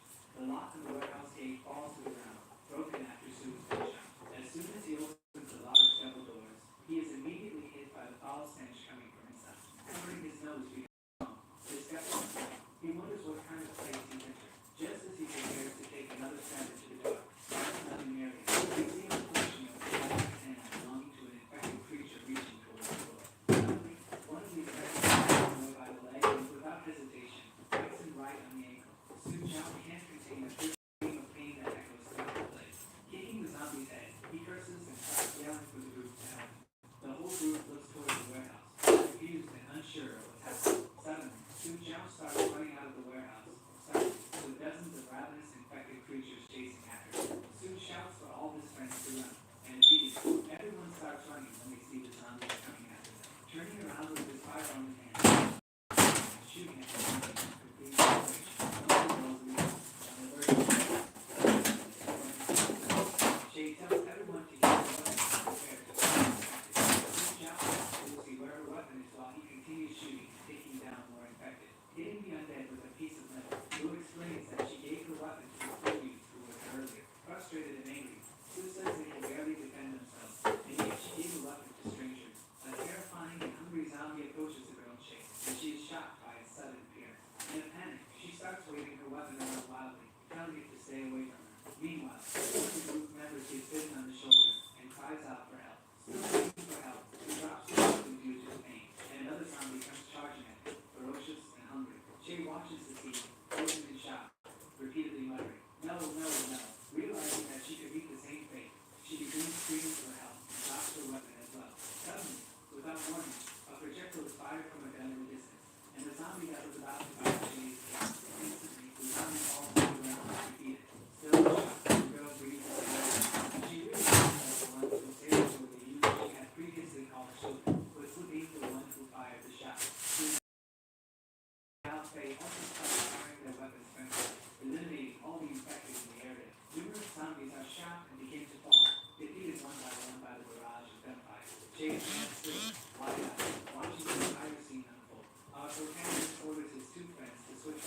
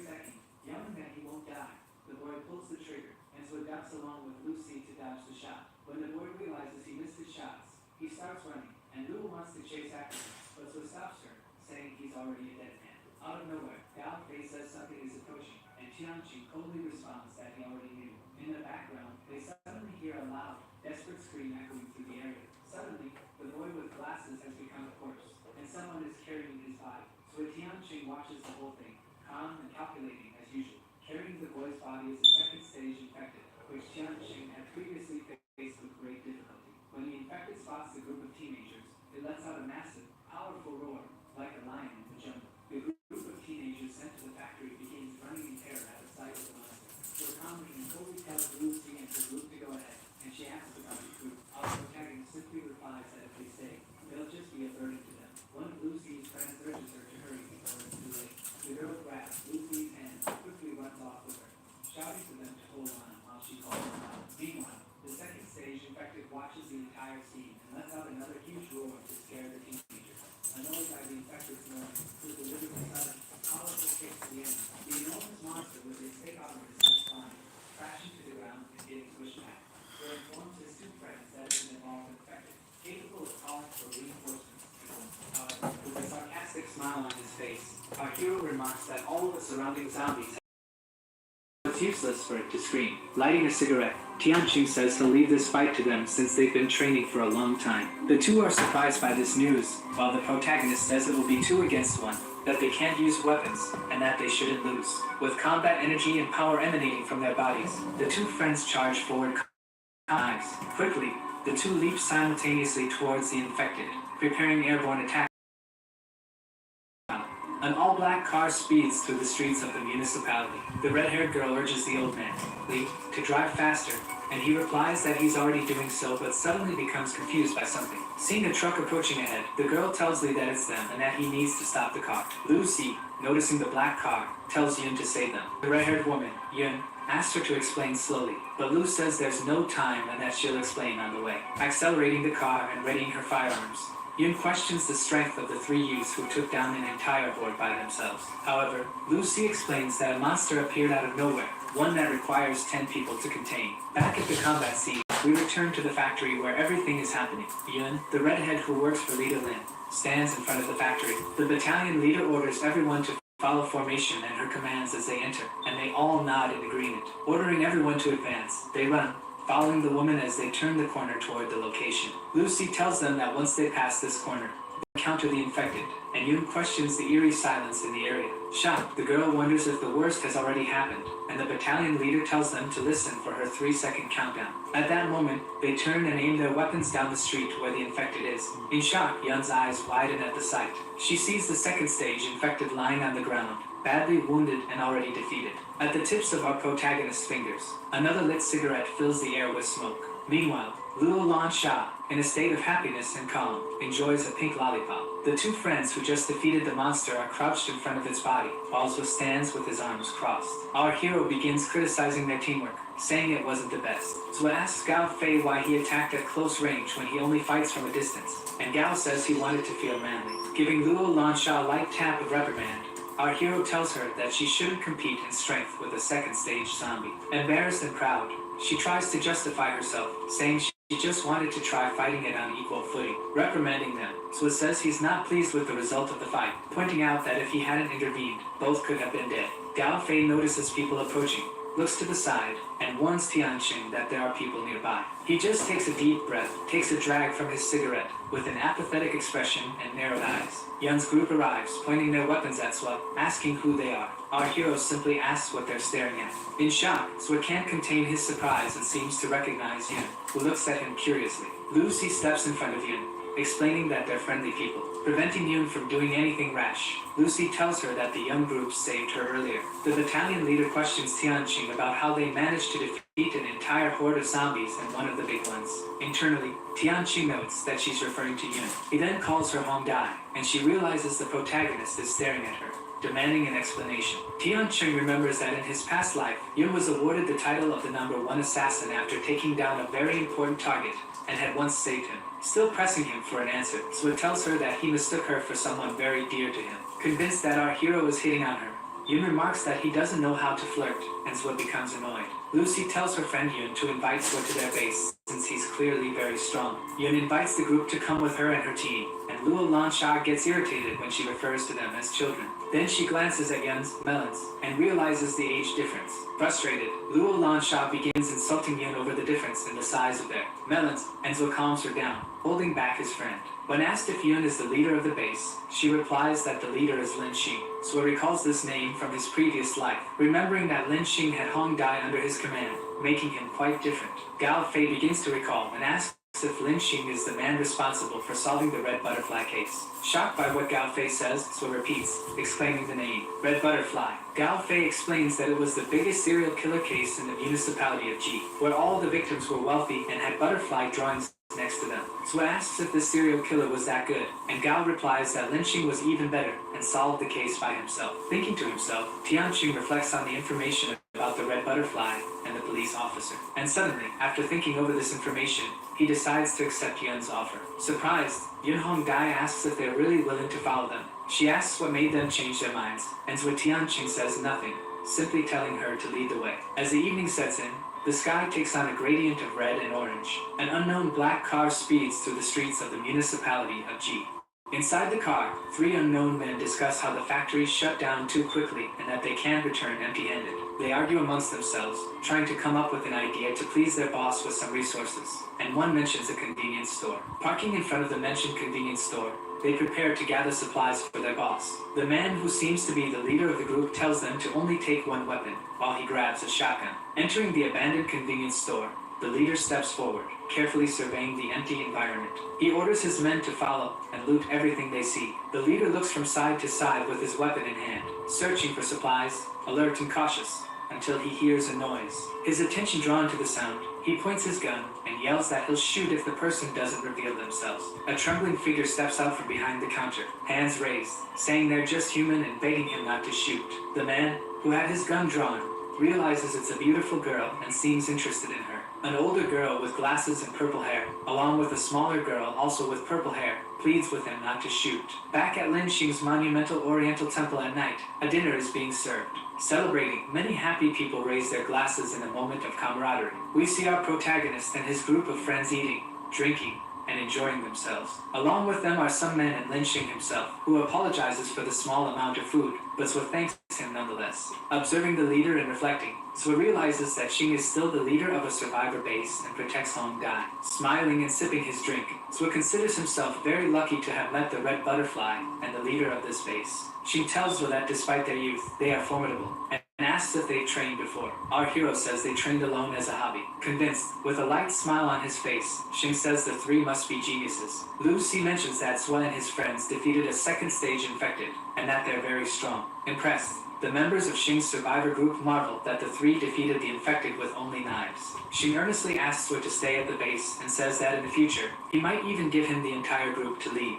Annoyed, one of the men stands up, confronting Xing, saying he had promised that he would lead the team but has now decided to give it to an outsider. Equally irritated, Lin Xing orders the man to sit down and watch his mouth in front of their guests. The chubby man insists that the team is the future of the base and refuses to hand over its leadership to outsiders who are still very young. Irritated, Luo Lansha slams her hand on the table with an angry expression, demanding that the man repeat they're just children. After the man says he won't be scared by just a child, Luo grabs a chair and threatens to throw it at him. Zhuo Tianqing, assuming a mature leader's posture, gives her a cold look and orders her to sit down. She pouts but obeys her leader's command. Gao Fei makes an extremely unpleasant comment, saying that angry girls tend to get wrinkled. Annoyed, one of Lin Xing's men slams his cup aggressively on the table to silence them and calm things down. The man stands up and tells Leader Lin that he has something to do and is leaving. All the others sitting at the table get up and leave along with the man who stood. Slightly embarrassed, Leader Xing apologizes to Zhuo for his subordinate's behavior,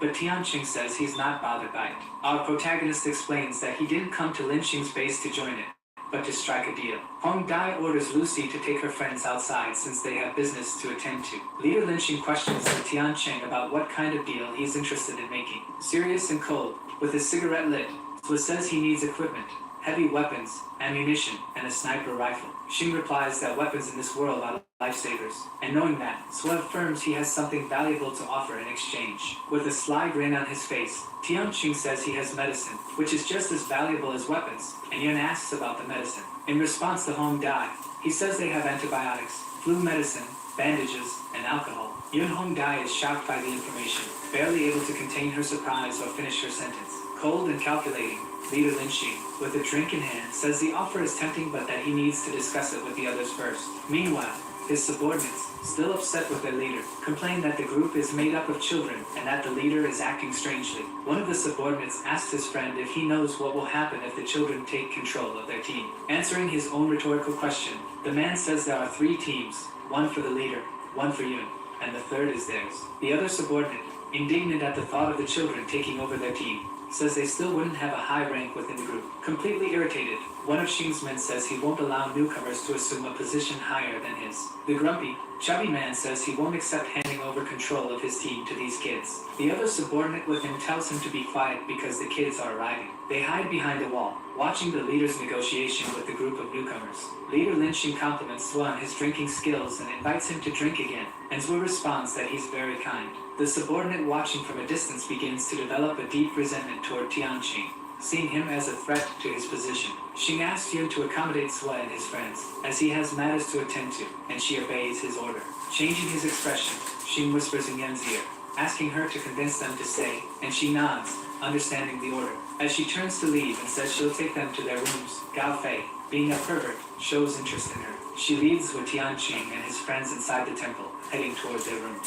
Yun comments that the place was built by royalty, so the residences are similar, and Luo Lansha is amazed by the size of the place. When she sees the little girl picking up a valuable vase, Yun says that she mentioned the value of those objects is priceless, and that they can stay for just one night. Yun-Hong Dai wishes the group a good rest, and Zhou Tianqing, pleased, thanks her. Jealous and annoyed, Xing's subordinates get upset at the room they were given, with one of them commenting that he lives in a shack. The big guy runs off angrily, saying he can't take it anymore, and the other thug tries to stop him, reminding him that they're Lin Xing's guests. Opening the door quickly and aggressively, the big guy tries to kick the group out, demanding they leave immediately. When he sees Yun-Hong Dai there, and she asks him the reason for his visit, the big guy says he just came to see the guests. His friend, watching the scene, comments that it'll be fun to see him get into trouble. Face to face with our protagonist, the big guy asks if his name is Zhou Tianqing, who only looks at him with a blank expression. Extending his hand to our hero, he says his name is Ali, and it's a pleasure to meet the newcomer.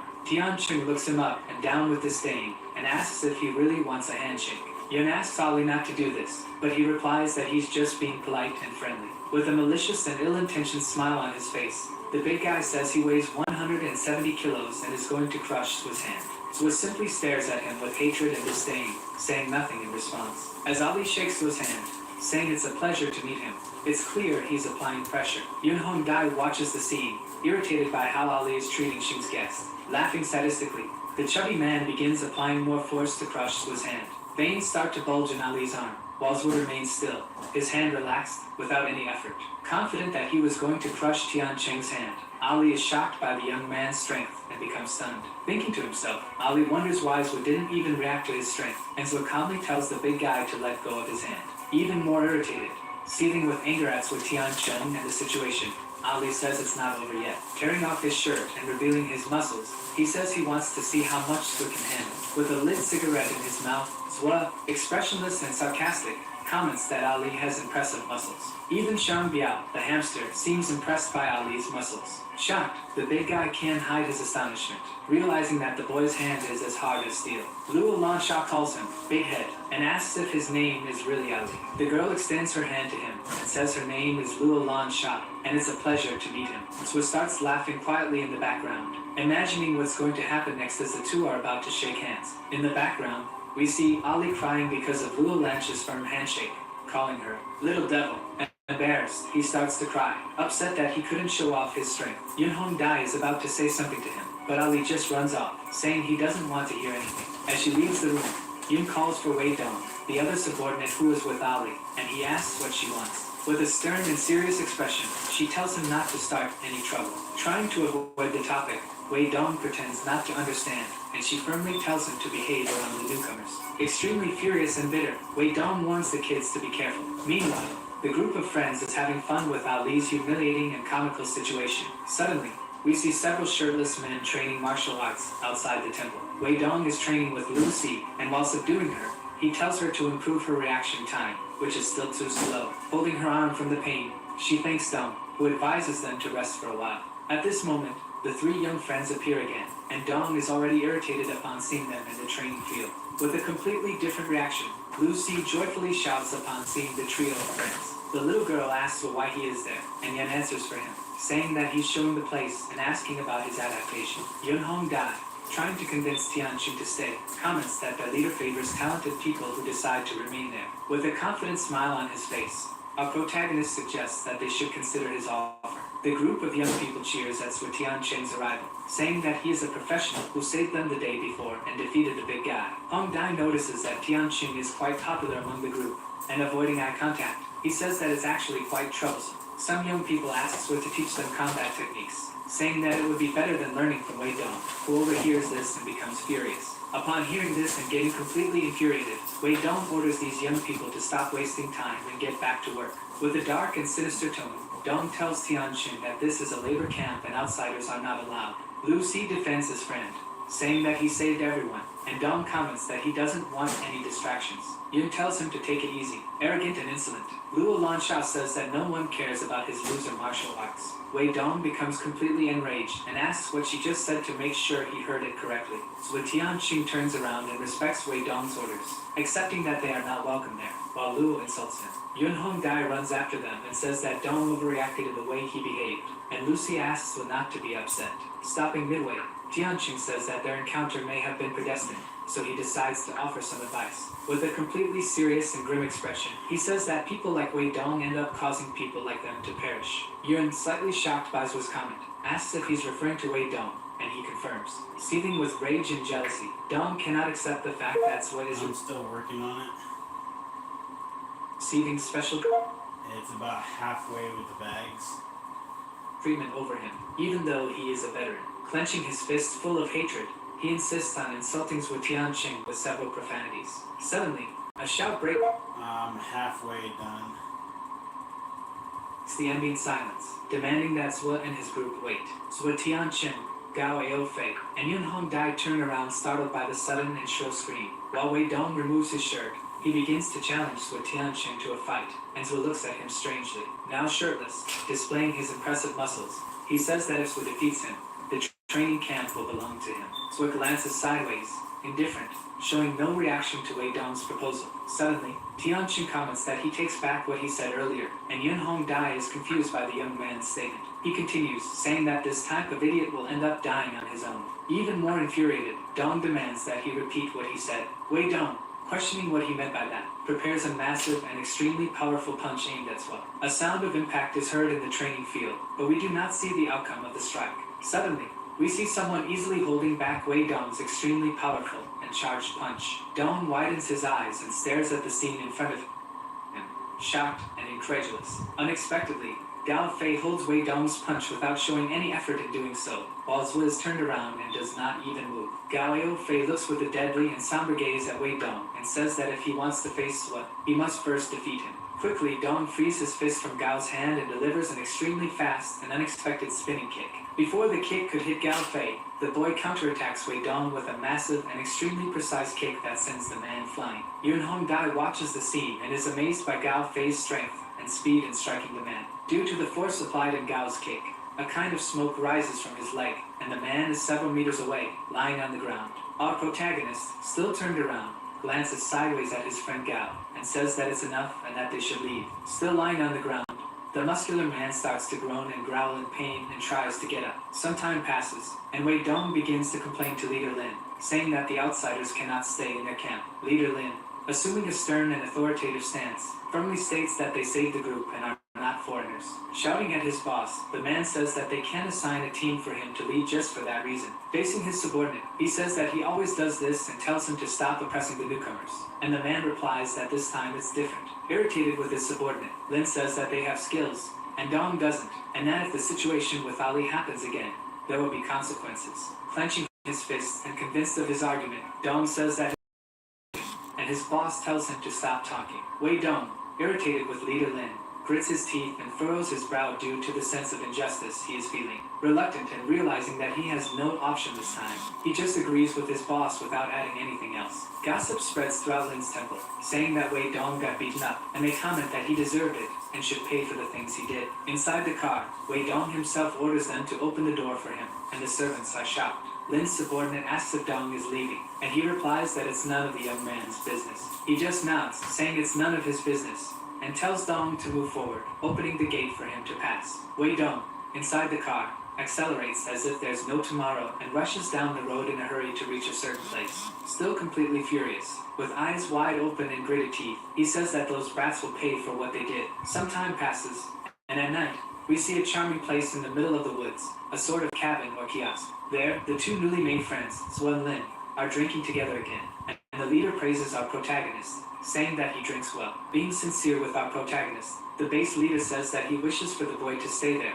After all, there's no one like him. He also says that, if he wishes to stay in the future, he'll be able to manage the base. With his cigarette lit and in a relaxed manner, Zhuo says that he's not suited for that kind of thing and has another suggestion in mind.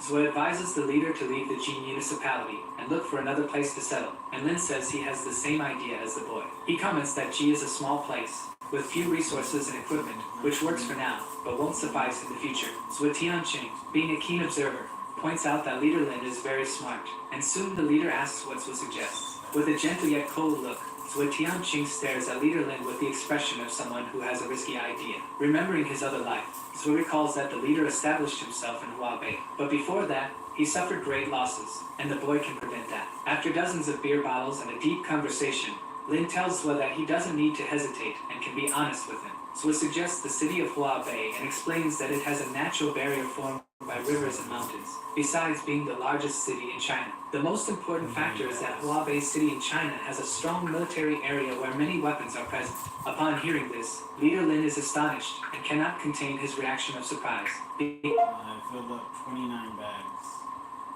in total. Being left with his mouth open by the boy's information. Excited, the leader celebrates, smiles, and earnestly asks Wu Tianqing to continue with them. With a light and confident smile on his face, our hero thanks him but says that he has other things to do. Leader Lin is shocked by the news, having his expectations broken, and ends up feeling a bit frustrated. Still, very grateful, leader Lin... Yeah, 1, 2, 3, 4, 4, 5, 6, 7, 8, 9, 10 right here. I have one right there because there's a little bit of stuff in the refrigerator still.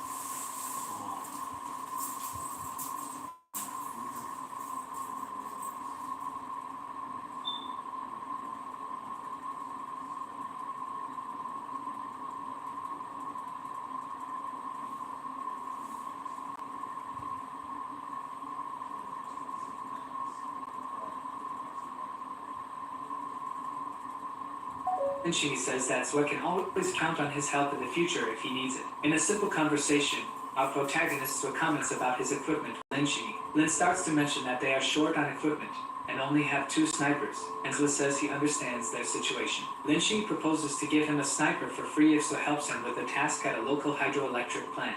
Gao Fei ends up overhearing the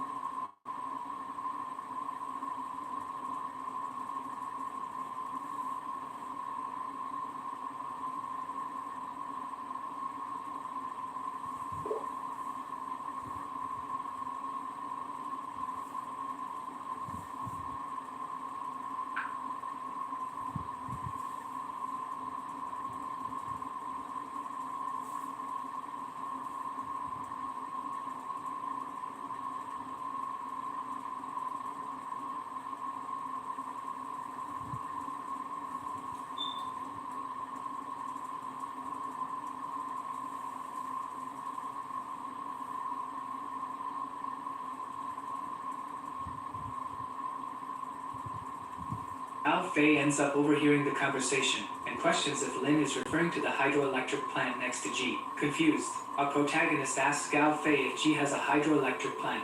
Leader Lin explains that 3 groups dominated Ji, one of them being Fat Ways, another being the Old Walls, and the other being the hydroelectric plant, led by Long. Tianqing, scratching his chin thoughtfully, finds it interesting that there's a hydroelectric plant in Ji and that it's controlled by a group. Lin Xi comments that Brother Long has a strange and eccentric way of doing things, besides being a smart man. Coldly, so asks if Leader Lin would like them to eliminate Long for him, and he confirms that he would. Indignant, Lin Xi says that they are maniacs, that they loot everything and also fight very well, so he wants Sui to help with this task. Sui listens attentively and understands the complexity of the situation. Tianqing asks Gao what he thinks about all this, and the boy instantly says he is willing to help. Afterwards, he asks Luo Lan Sha, who also quickly agrees with the plan to eliminate Long from the hydroelectric plant. While Lin starts celebrating, Sui Tianqing is extremely direct and states that he refuses to do it. Lin Xi, who couldn't have anticipated this from Sui, is completely shocked by his response. Standing up from the log where he was sitting, Sui says he doesn't want to risk everything for a few weapons and announces that he will leave the next morning. The 3 friends turn around and start leaving the place, leaving Lin Xi, the base leader, there, stunned by Sui's refusal. With a more rigid and serious expression, Lin is speechless until he states that what he said earlier still stands. Despite rejecting the offer, he says that if Sui needs anything in the future, he can count on Lin and the others. Grateful, Sui Tianqing says he will reach out to them if necessary and thanks Leader Lin. Some time passes, and on a cold and dark night, we see a strong wind blowing through the area. A group of extremely strange-looking people, with punk visuals and armed to the teeth, follow a leader with a red mohawk. Suddenly, inside the temple, a commotion and a lot of noise begin. Extremely concerned about this, Leader Lin asks his subordinates what is happening. Running towards him, one of his servants says that Brother Long has brought people from his gang to finish off Lin and his men. Completely in shock, Leader Lin Xi wonders how this could be happening now. On the wall of the old city, where Lin's temple is, Long's group starts firing their weapons at the place. One of Long's men orders the rest to act and enter the area, asking the second brother how things are going. This man begins to approach. A man in a red dress shirt, glasses, and slick back hair appears and asks if they can finish this in half an hour. One of his subordinates says it's hard to say for sure, as they are persistent, even though some were taken down in the first attack. The man with glasses, who has authority over the place, maintains a severe, cold, and unyielding gaze over the scene before him. This boss orders everyone to move forward and take the place, seizing the women and the food for themselves, and everyone eagerly follows his command. During the early morning, just before sunrise, in Ji County, the attack on Lin Ximi's base continues. In front of a truck, Wei Dong speaks with boss Long Ting and says that if they succeed this time, Dong will be rewarded. Excited, Wei Dong, still injured from the beating he took, sincerely and genuinely thanks boss Long for his generosity. Breaking his joy, Long grabs Dong by the collar, squeezing it tightly and twisting it with his fist. And, looking deeply into Dong's eyes, he asks what they will do if the mission fails, leaving the man speechless before this threat. Long says that Dong claimed that, by this time, they would be swapping positions and that the mission should have been easier for his men. Frightened by Long's threat, the man says that the men belong to Lin Xi and that the first attack caused significant damage to them. Suddenly, boss throws Wei Dong to the ground and says he wants results, also desiring their men and equipment. Long, looking at Wei from head to toe, says he will assign a team to him and that he must reinforce the southern gate, and the man acknowledges. Irritated, with a bulging vein and eyes wide open, the boss asks why he hasn't gone to fulfill his duty yet. Extremely overtaken by fear, Wei Dong rushes off, running,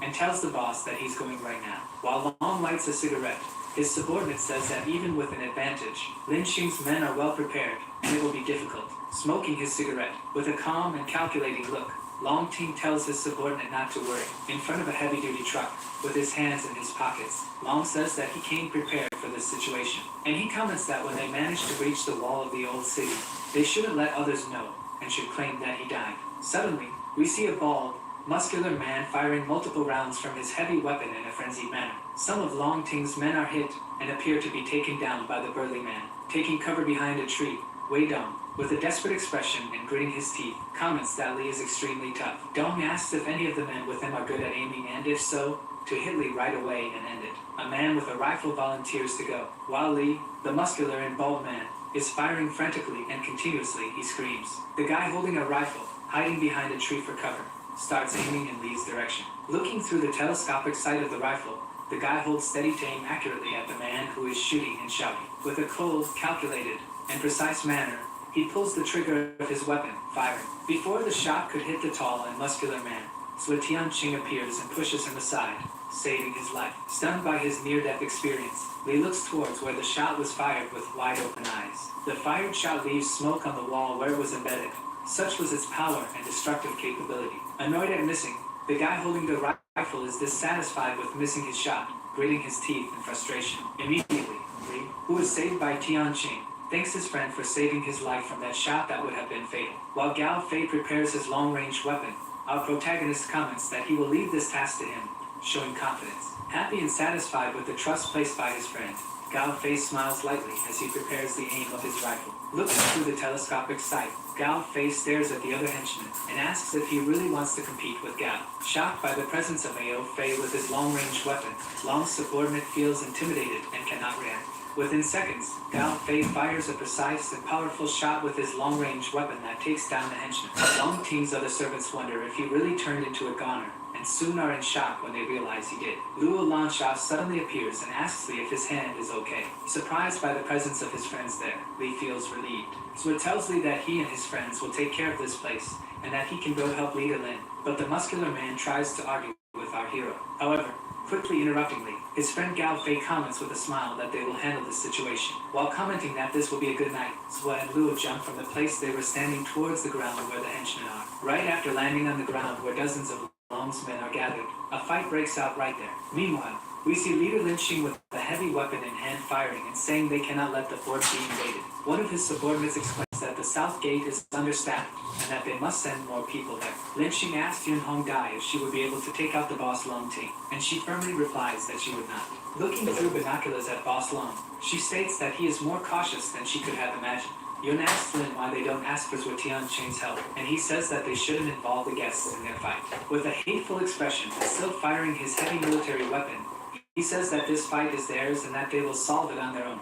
Long, inside the truck, orders one of his men to gather a team just to pressure them, and the man obeys. The man quickly stops on the way and shouts at the other subordinates to follow him, and not stand idle. Other henchmen arrive at the red truck and tell boss Long Ting that they are wasting too much ammunition. Long tells his henchmen that in terms of skill and practice, Lin and his group are far superior and asks if they will be able to defeat them. Long's bald subordinate scratches his head and confused, tries to formulate a response that would please his boss. His boss says that he will draw all the attention to the north gate, so people from the south gate will enter more easily. After his subordinate calls him smart, Long gets irritated and says that the mission is not yet completed and that he shouldn't be rushed. Suddenly, boss Long Ting looks back with his usual expression, which is cold, distant, and very calculating. At the rear of his red cargo truck, it is possible to notice the presence of several silhouettes of trembling and frightened people. Suddenly, a shot is fired in the middle of the battlefield, making a very sharp noise. Yun Hong Dai and Lin Xing wonder how many bullets they still have and realize that they need to help at the south gate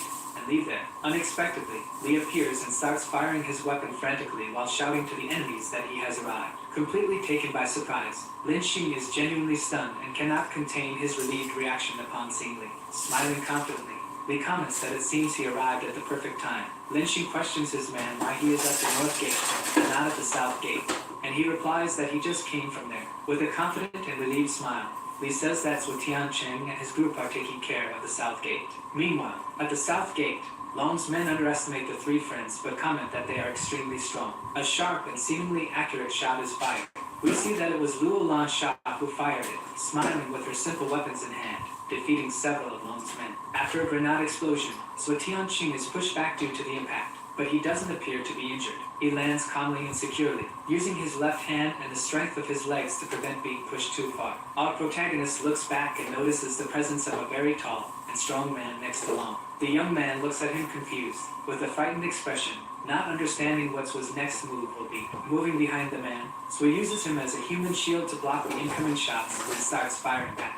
The twin brother of the man who was just eliminated becomes enraged and charges at Zhuo after seeing his brother used as a human shield. Before the brother could do anything as he charged at Tianqing, a shot from a distance eliminates him. Looking up, Zhuo searches for the source of the shot that just helped him. He realizes it was Gao Fei with his caliber 56 rifle, standing on top of the wall, giving a thumbs up to Zhuo, who returns the gesture. Suddenly, Gao notices something that catches his attention, and unable to contain his reaction, his eyes widen in shock. Seeing a man running desperately for his life, Ao Fei seems to recognize him. Gao shouts to Zhu that the man running is Wei Dong, the traitor who is now on Long Ting's side. Tian Qing's first reaction is to be shocked, but then he orders Luo Lansha to capture him alive, and she replies that she understood the command. With a slight and proud smile, our protagonist seems happy to notice that Luo Lansha's speed has increased after her training. While running desperately, Wei Dong comments that the people from this group must be crazy, running for his life. He thinks to himself that he can't let himself be caught, or he'll be eliminated instantly. Suddenly, right in front of him, Luo Lansha takes a great leap that makes her soar through the air and overtake Wei Dong in the chase. He stops running, frozen by fear, while Luo Lansha lands on the ground right in front of him. In complete shock, Wei Dong cannot contain his reaction of astonishment and curses Luo Lansha. The girl, standing face to face with the traitor, just lets out a malevolent and sadistic laugh with a malicious look in her eyes. Illuminated only by a streetlight, Wei Dong begins to complain and beg the girl to release him from the rope she tied around him. Luo Lansha replies that she won't release him and that if it weren't for Zhuo, she would have eliminated him by now. Looking up at him, where the man is hanging from a rope tied to a street pole, the girl says that's what is coming to deal with him. Tian Qing suddenly appears and asks if everything is ready, and Luo Lansha is startled by his sudden appearance. Gao Fei also shows up unexpectedly and notices that Luo Lansha tied him up very well with the rope. Zhuo comments that it was Dong who brought Boss Long to the wall and explained to him how the defenses of the old city wall worked, with a completely different expression on his face. Tian Qing says that there is nothing he hates more than a filthy traitor. Yelling and retorting to Zhuo, the man hanging says that he knows nothing and that he did a lot for this place before they arrived. He shouts to the group of young people that if he doesn't get what he deserves, either will the three of them. Luo Lansha and Gao Ao Fei insult him, calling him an idiot and mocking his last words. Zhuo orders Luo to untie him, as Wei Dong might still be useful, but the girl gets irritated, saying it wasn't easy to tie him up there. Gao pulls his friend into a hug, and Zhuo tells her to stop fooling around, as they have more important things to do, and she agrees. While still hanging from the pole by a rope, Wei Dong begins to repeatedly shout at the girl to wait. Suddenly, without hesitation and without any prior warning, she cuts the rope that was hanging Wei Dong. He falls to the ground like a sack of potatoes, completely carelessly. The girl holds the rope and insults the dirty traitor again. She starts pulling him by the rope like a dog on a leash, and an observer comments that Wei Dong has been captured. The observer sees everything through binoculars and comments that the three youngsters are insane, and he must inform Boss Long Ting about them. Facing away, a sort of spider sense kicks in for Gao Fei, making him realize that someone is watching them. He quickly turns around with his long-range weapon in hand, pointing in the direction of the observer with the intent to eliminate him. Seeing this extremely sudden and swift move through his binoculars, the observer is in shock, unable to react. Suddenly, a sniper shot grazes the right side of his body, hitting only the wall and not him. In his thoughts, the red-haired guy feels relieved that the shot only grazed him and that he survived. The man with the scar on his face thinks to himself that this group of three people is very terrifying. With a glint in her eyes, Luo asks if he was eliminated, and Gao says he dodged, also comments to let it go. Back at the walls of the old Chinese city, we see that night has fallen and is denser than ever. Completely dirty, exhausted, and wounded, we see leader Lin Xing with an expression of rage. And right in front of him, leader Long Ting, clean and untouched so far, with a cold and arrogant expression on his face. Long says that if Lin surrenders, they will spare his life, and leader Lin quickly refuses the offer without a second thought. From atop the wall, Xing says he has more men and more weapons, which will make the task impossible for Long. Long then offers to build a base together with Lin Xing. With a stern and unwavering expression, Leader Lin says that he will never bow down to people like Leader Long. The muscularly shouts that the battle has not yet been decided and that they must keep fighting. With a superior and disdainful look, Leader Long Ting insults them, calling them all fools. Asking one of his subordinates about the South Gate, Long receives the answer that Scar was sent there and should return soon. Coldly and observing the whole environment, Long says they must hold their ground and that they will only win once the South Gate is invaded. With a lit cigarette at his fingertips, Zhuo appears and comments that they don't need to wait any longer, seeing leader Long Ting right in front of him. Looking threateningly up and down at Long, our protagonist comments that all of his men have already been eliminated. In shock and not believing the truth of this information, Long makes a questioning sound. Also surprised by the appearance of the trio, Lin Xing cannot hide his astonishment upon seeing them. Looking coldly and assertively at the leader, Lin says that the three of them have already taken care of the South Gate. Pulling someone from behind the wall, Zhuo orders this person to come over to them in a very irritated and hurried tone. Holding Wei Dong by a rope tied around his neck, he asks Lin if he recognizes this man, and he starts screaming desperately. shocked but managing to contain his reaction.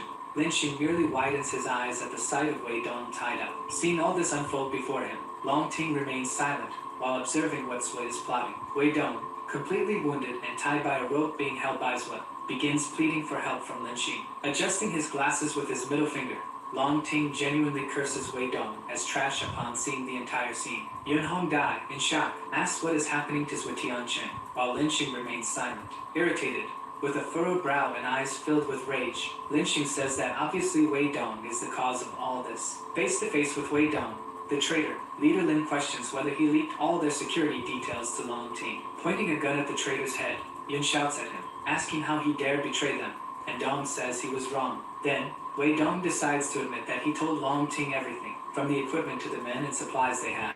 Shouting at his former boss, Lin Xing, he says that when Long eliminates them, the resources and women will belong to Long's men. Completely out of his mind and amidst a shrill and villainous laugh, Wei says that he will receive the greatest of rewards. Suddenly, before he could finish his monologue, Wei Dong is shot point blank and turns into a goner. Yun Hong Dai and her boss Lin Xing, along with the two friends Luo Lanshan and Gao Fei, look at the scene shocked and stunned. With smoke coming out of his freshly fired gun, we see Long Ting saying that Wei Dong was too noisy. Disturbed and incredulous by what he just saw, Zui Tianqing says that Long Ting is truly a madman. Long Ting tells Lin Xing that he doesn't know how to judge a person's character, and made a mistake by giving Wei authority before. He starts yelling at Leader Lin, saying he should be thanking Long for eliminating his traitor instead of looking so upset. So it comments to Leader Lin that he must have reinforcements, so he recommends that he remembers to defend himself, and Lin says he got too emotional. Lin Xing orders Yun Hong Dai to gather men and search inside the camp, telling her not to disappoint her leader.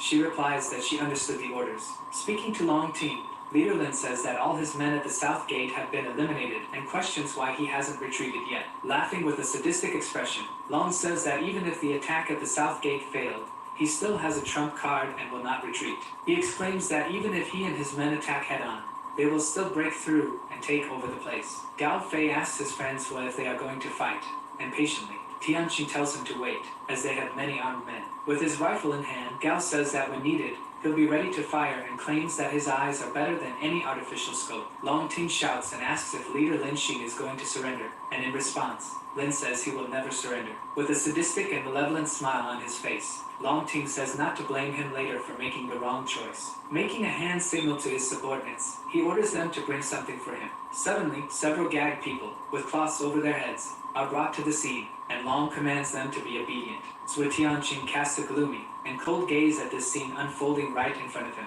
Suddenly, Long Ting removes the cloth from one of the men's heads, revealing a middle-aged man who appears to be injured. Leader Lin Xing exclaims and questions Long about what he's doing. Lin recognizes the man and calls out to Old Mei, and the man calls out to his leader Lin Xing in return. In a posture of superiority, Long Ting says that these are Lin Xing's former subordinates, and some civilians in between. Now deeply angered by witnessing this scene, the base leader Lin asks what Boss Long wants. Making another hand signal to his subordinates, he demands that the other hostages be brought forward as well, removing the blindfold from another man, who yells at Long's henchmen, demanding to be released. Another man, also injured, appears from under the cloth and shouts out Leader Lin's name. A chubby, blonde man has his cloth removed from his head and calls out for Lin Xing as well. Confused, yet another man appears from under the cloth and screams, asking what this place is and what they are trying to do. Suddenly, Zui Tianqing is caught off guard and cannot contain his shock, widening his eyes and gasping. He sees the two sisters he helped earlier in his journey and wonders why they are here.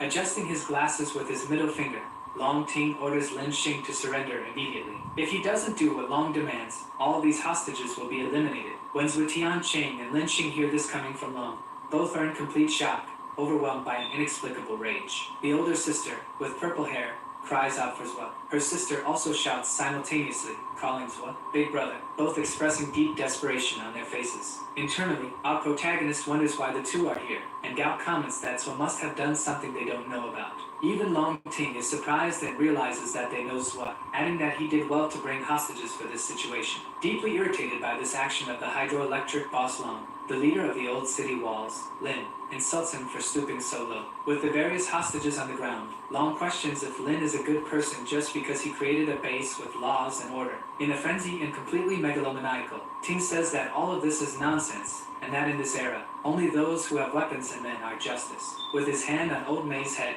Lin's subordinate tells him not to surrender. Suddenly, without hesitation, Long Ting fires a shot at the old man and eliminates him without warning. Overcome with a feeling of fury, teeth clenched, Leader Lin Xing says that he will destroy Long Ting. Laughing in Lin's face, Leader Long says that he couldn't even save one of his own and still wants to play the hero. With wide open eyes, unable to contain his shock, Sui Tianqing seems to recall the name Long Ting from his past life. He remembers that it refers to the opposition against Leader Lin.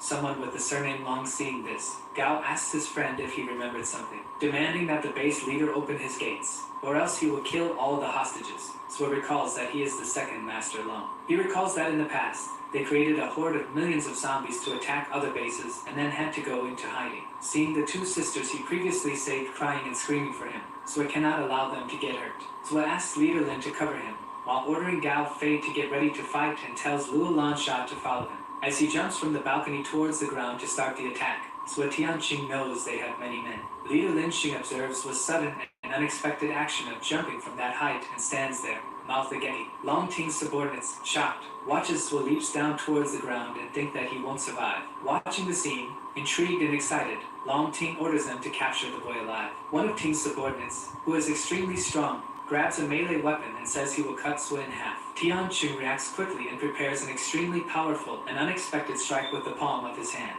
He hits the man's chin, breaking his teeth. The impact of the blow was so strong that it sent the big guy flying through the air, as if he were made of paper. Watching the scene, now visibly annoyed, their boss says that dealing with Sui won't be an easy task. The red-haired subordinate with a scar on his face tells his boss that this situation is not looking good. Upon noticing Scar's return, and hearing them say they were looking for him, the boss asks what happened on Wei Dong's side. While giving a beating to several henchmen, Sui Tianqing orders Luo Lansha to stop fighting and to save the hostages. Completely shocked, Leader Ting is in disbelief seeing that the three managed to wipe out his entire team. Long Ting orders his subordinates to retreat, and also to bring the hostages. One of his subordinates, extremely strong, holds a child hostage, and she tells him to let her go, but he tells her to stop screaming. Using her knives in combat, Luo Lansha comments to our protagonist that they are taking the hostages, and Sui shouts for Gao Fei. Suddenly, the tall and strong henchman holding the little girl with purple hair starts spinning around and lets her go. Completely scared by the situation, she starts calling for her older sister, Xiao Shui. Suddenly, two hands begin to surround and grab the little girl. We see that it's Sui, who holds her and manages to get her out of the henchman's grasp, and the girl feels relieved to be saved by her friend. Gao Fei, watching through the scope of his rifle, irritated, is in denial upon seeing a particular scene. He notices two of Long Ting's henchmen holding Luo Xiao Shui hostage and attempting to harm her. Gao then realizes that this place is extremely dangerous. The little girl Xiao Shui comments that it seems like Sui has gotten even stronger and asks Luo to take care of her while he goes after the teacher. Running extremely fast, Tianqing orders Gao Fei to continue his work. One of Long's henchmen says they just need the order, and he'll shoot the child, but Ting tells him not to rush. He calls Sui special, and his subordinate wonders why his boss gave him such a label while observing. Boss Long Ting seems to be planning something with his subordinates, and orders them to take action. Our protagonist witnesses the heinous scene happening with teacher Luo, and screams for her. In response, the teacher tells Sui not to worry about her and to go after her younger sister to protect her. Completely enraged by the disgusting scene unfolding before him, our hero punches one of the attackers square in the face. Suddenly, dozens of Long Ting's men begin firing their automatic firearms. Sui's eyes widen at the sight, and he seems startled. Quickly, he starts dodging the bullets, using acrobatics to pull off such a feat. After dodging the barrage of gunfire, Sui lands stylishly and keeps his stance on the ground. Suddenly, he notices a truck belonging to Long Ting fleeing, and Sui gets furious about it. One of the henchmen tells his boss that letting the boy live could be problematic, and Ting orders him to shut up. Smiling confidently and maliciously, Boss Long Ting, fleeing in his truck, says assertively that Sui will come after them. Illuminated only by the moonlight, completely consumed by rage, Sui Tianqing watches them leave, already planning his revenge. Outside the walls of the old city in Ji County, the day dawns beautifully. Sitting on a small wooden bench is Xiao Shui, the younger sister, seemingly troubled or worried about something. She looks around, anxious and restless. Suddenly, Luo Lansha appears with a smile on her face and a tray of food, asking Xiao Shui to eat. On the tray, there are warm breads and a hot drink as well. Xiao Shui frowns and, at first, says nothing, only showing irritation. Luo Lansha insists that she should eat, as her body is weak, but the little girl shakes her head, saying she doesn't want to eat. Luo comments that she understands Xiao Shue's concern for her sister, but they will help, and Xiao asks about Zue. Luo Lan Sha, using a bit of manipulation, says she will only take her to see Zue if she eats first. Crying and throwing a tantrum, Xiao Shui says she doesn't want to eat and desperately wants to see Brother Zue. Unaware, Tianqing suddenly shows up and asks them what's going on there, and Xiao celebrates his arrival. Happy to see her friend Zue, the little purple-haired girl runs and hugs him, and our protagonist says she should have gone to look for Gao. Then, Xiao says that her sister, Teacher Luo, knowing that Zue already liked someone else, decided not to go after him. She mentions that while they were looking for supplies and resources in a convenience store, Long's henchman appeared. Kneeling in front of the little girl, our protagonist asks if she believes what he says, and the girl replies that she does. Gently patting her head, he tells her to eat and assures her that he will definitely find her sister. Zue tells Luo Lansha to come with him to rescue the others and leave the rest to take care of Xiao Shui. While Luo decides to wait for the little girl to eat, Zue says he will wait in the car during that time. Luo Lansha watches Zue leave and then turns to look at Xiao Shui. At the moment Luo turns around, she notices the little girl angrily eating the food she brought in a very forced manner. With a small smile and a mischievous expression, Luo Lansha looks proud of making the girl eat. Luo asks the little girl if she's throwing this tantrum on purpose, and Xiao shows a genuine expression of doubt. In a sly manner, Luo asks if, by acting so clingy, Zue will really save her sister, and Xiao says no. Persuading and manipulating the little girl, Luo says she won't tell Tianqing about this. Without a response, Xiao remains silent, but the anger and frustration on her face are obvious. Trying to ease the girl's tension, Luo Lansha says that they will bring her sister back, and that's what is indeed too soft. Xiao Shui, also trying to assert herself, asks Luo if, by chance, Zue went to the school to save her. At that moment, Xiao, with an apparent feeling of jealousy, asks if Luo Lansha is the woman Zue went to rescue at the school. Luo says no, with a suspicious look, while asking if the girl is jealous, and Xiao says she isn't. Luo Lansha asks Xiao Shui if she likes Zue Tianqing, and the girl quickly tries to deny the possibility. Finally, Luo decides to stop teasing Xiao and tells her the truth. Zue is still searching for the girl he loves. Silently, Xiao Shui seems speechless as she processes this information about Zue Tianqing's girlfriend. Turning around and leaving the place, Luo Lansha reassures the little girl, saying they will bring her sister back soon. Before Luo can leave, the purple-haired girl calls out to her. Luo turns and asks what it is. Embarrassed, Xiao Shui thanks Luo Lansha, even though her pride tries to stop her. Letting out a relieved and calm sigh, Luo calls Xiao a brat. Suddenly, we see a weapon being wrapped. Inside the car, Zue prepares his crowbar, wrapping it, and Gao asks Luo how the girl is, and she says that Xiao is fine. Gao asks Zue if they will succeed, and he explains that Long's men are stronger, so to eliminate them, they will need more people. After being questioned by Luo Lansha about what they will do, our hero says they should just wait. Shocked by his response, Gao Eofei questions why they have to wait. Luo has the same reaction as Gao and also repeats the same question about waiting to attack. They then notice a silver car speeding down the road. Luo asks if that's Leader Lin's car behind them, and Gao questions why they are there. Gao and Luo wonder what Lin is doing, and Zue says that Lin Xing is a very smart man and must know what he's doing. Suddenly, they abruptly brake the car in the middle of the road, along with Lin, who does the same. In a cold and calculating tone, our protagonist comments that he has arrived. Lin's men remark that it seemed as if Zue already knew of their arrival, and that Lin is destined for great things. Rummaging through his trunk, Leader Lin comments that brothers will help them earlier, but they don't have much to offer in return. Pulling a high-quality sniper from his trunk, he says they need an appropriate weapon, and Gao is happy with the equipment. While Gao celebrates the new weapon, Lin and Li decide to thank Zue for saving their lives during Long Ting's attack. Leader Lin introduces them to Ali, saying that he is his best shooter, and the tall, strong man greets his new companions. Then, he introduces Yun Hong Dai, saying she's the most capable among them, and she comments that she will help them sneak into Long's base. As Lin Xing says they can't take too many people for the mission, so asks him if he wants them to rescue more people. With a serious and cold expression, completely changing his demeanor, Leader Lin confirms that he does. Zue Tianqing orders Gao Fei to return the weapon to Leader Lin, saying that they're leaving. Looking at Gao again, he demands that the boy hand the sniper back to Lin Xing. All the group members watch this scene, shocked and not understanding what Zue is trying to imply. Whining over his loss, Gao returns the sniper to Lin, who asks Zue what is going on. Completely concise in his plan, Zue says that 3 people will be enough. After all, he doesn't want to be indebted to Lin, and asks him not to interfere. Lin and Ali explain that Zwa is mistaken and that they only want to help, but Zwa remains firm in his decision to go with just the three of them. Zwa tells Lin that if he truly has his trust, he demands that he bring all the base's elite, and Xing asks what he means by that. Coldly, Tianqing says they will get rid of them once and for all. Hearing this, Lin Xing is shocked, and his astonishment is so great that he stands there with his mouth open. Meanwhile, dusk arrives, and we see Long Ting's hydroelectric plant. Two people ask why the mission failed if there was a traitor on their side, and one of the subordinates says that Long decided to retreat. Fatty, the third highest in rank, says that if number 2 couldn't handle it, he might as well give up his position because Fatty would be more suited for it.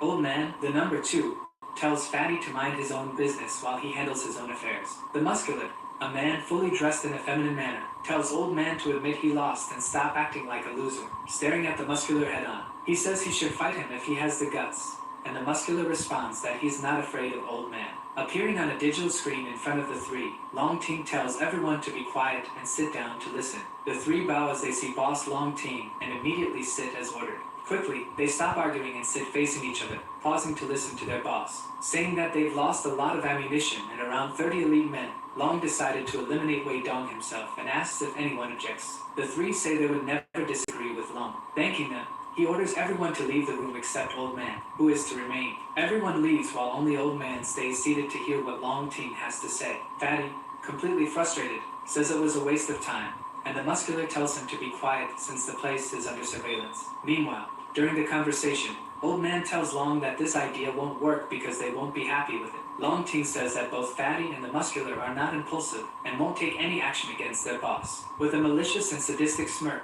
Boss Long says that Old Man knows what he has to do. Standing abruptly from his chair, he says he'll do it right away, but Long states that there's more to discuss with him. He says that Lin Xing and his group will come tonight along with Zwa, who fights well, and Old Man comments that they were very fast and that the defenses aren't ready. Telling his subordinate not to panic, Ting says that he has a plan and that Old Man needs to follow his instructions. With a malevolent grin on his face, Leader Long Ting says that this will be great. Switching the camera, he reveals Teacher Luo, Zhao's sister, tied up and unconscious, and a man says she will wake up soon. With that, Long says it's great and that they should begin, and a strange-looking scientist says he understood the leader's order. Slowly,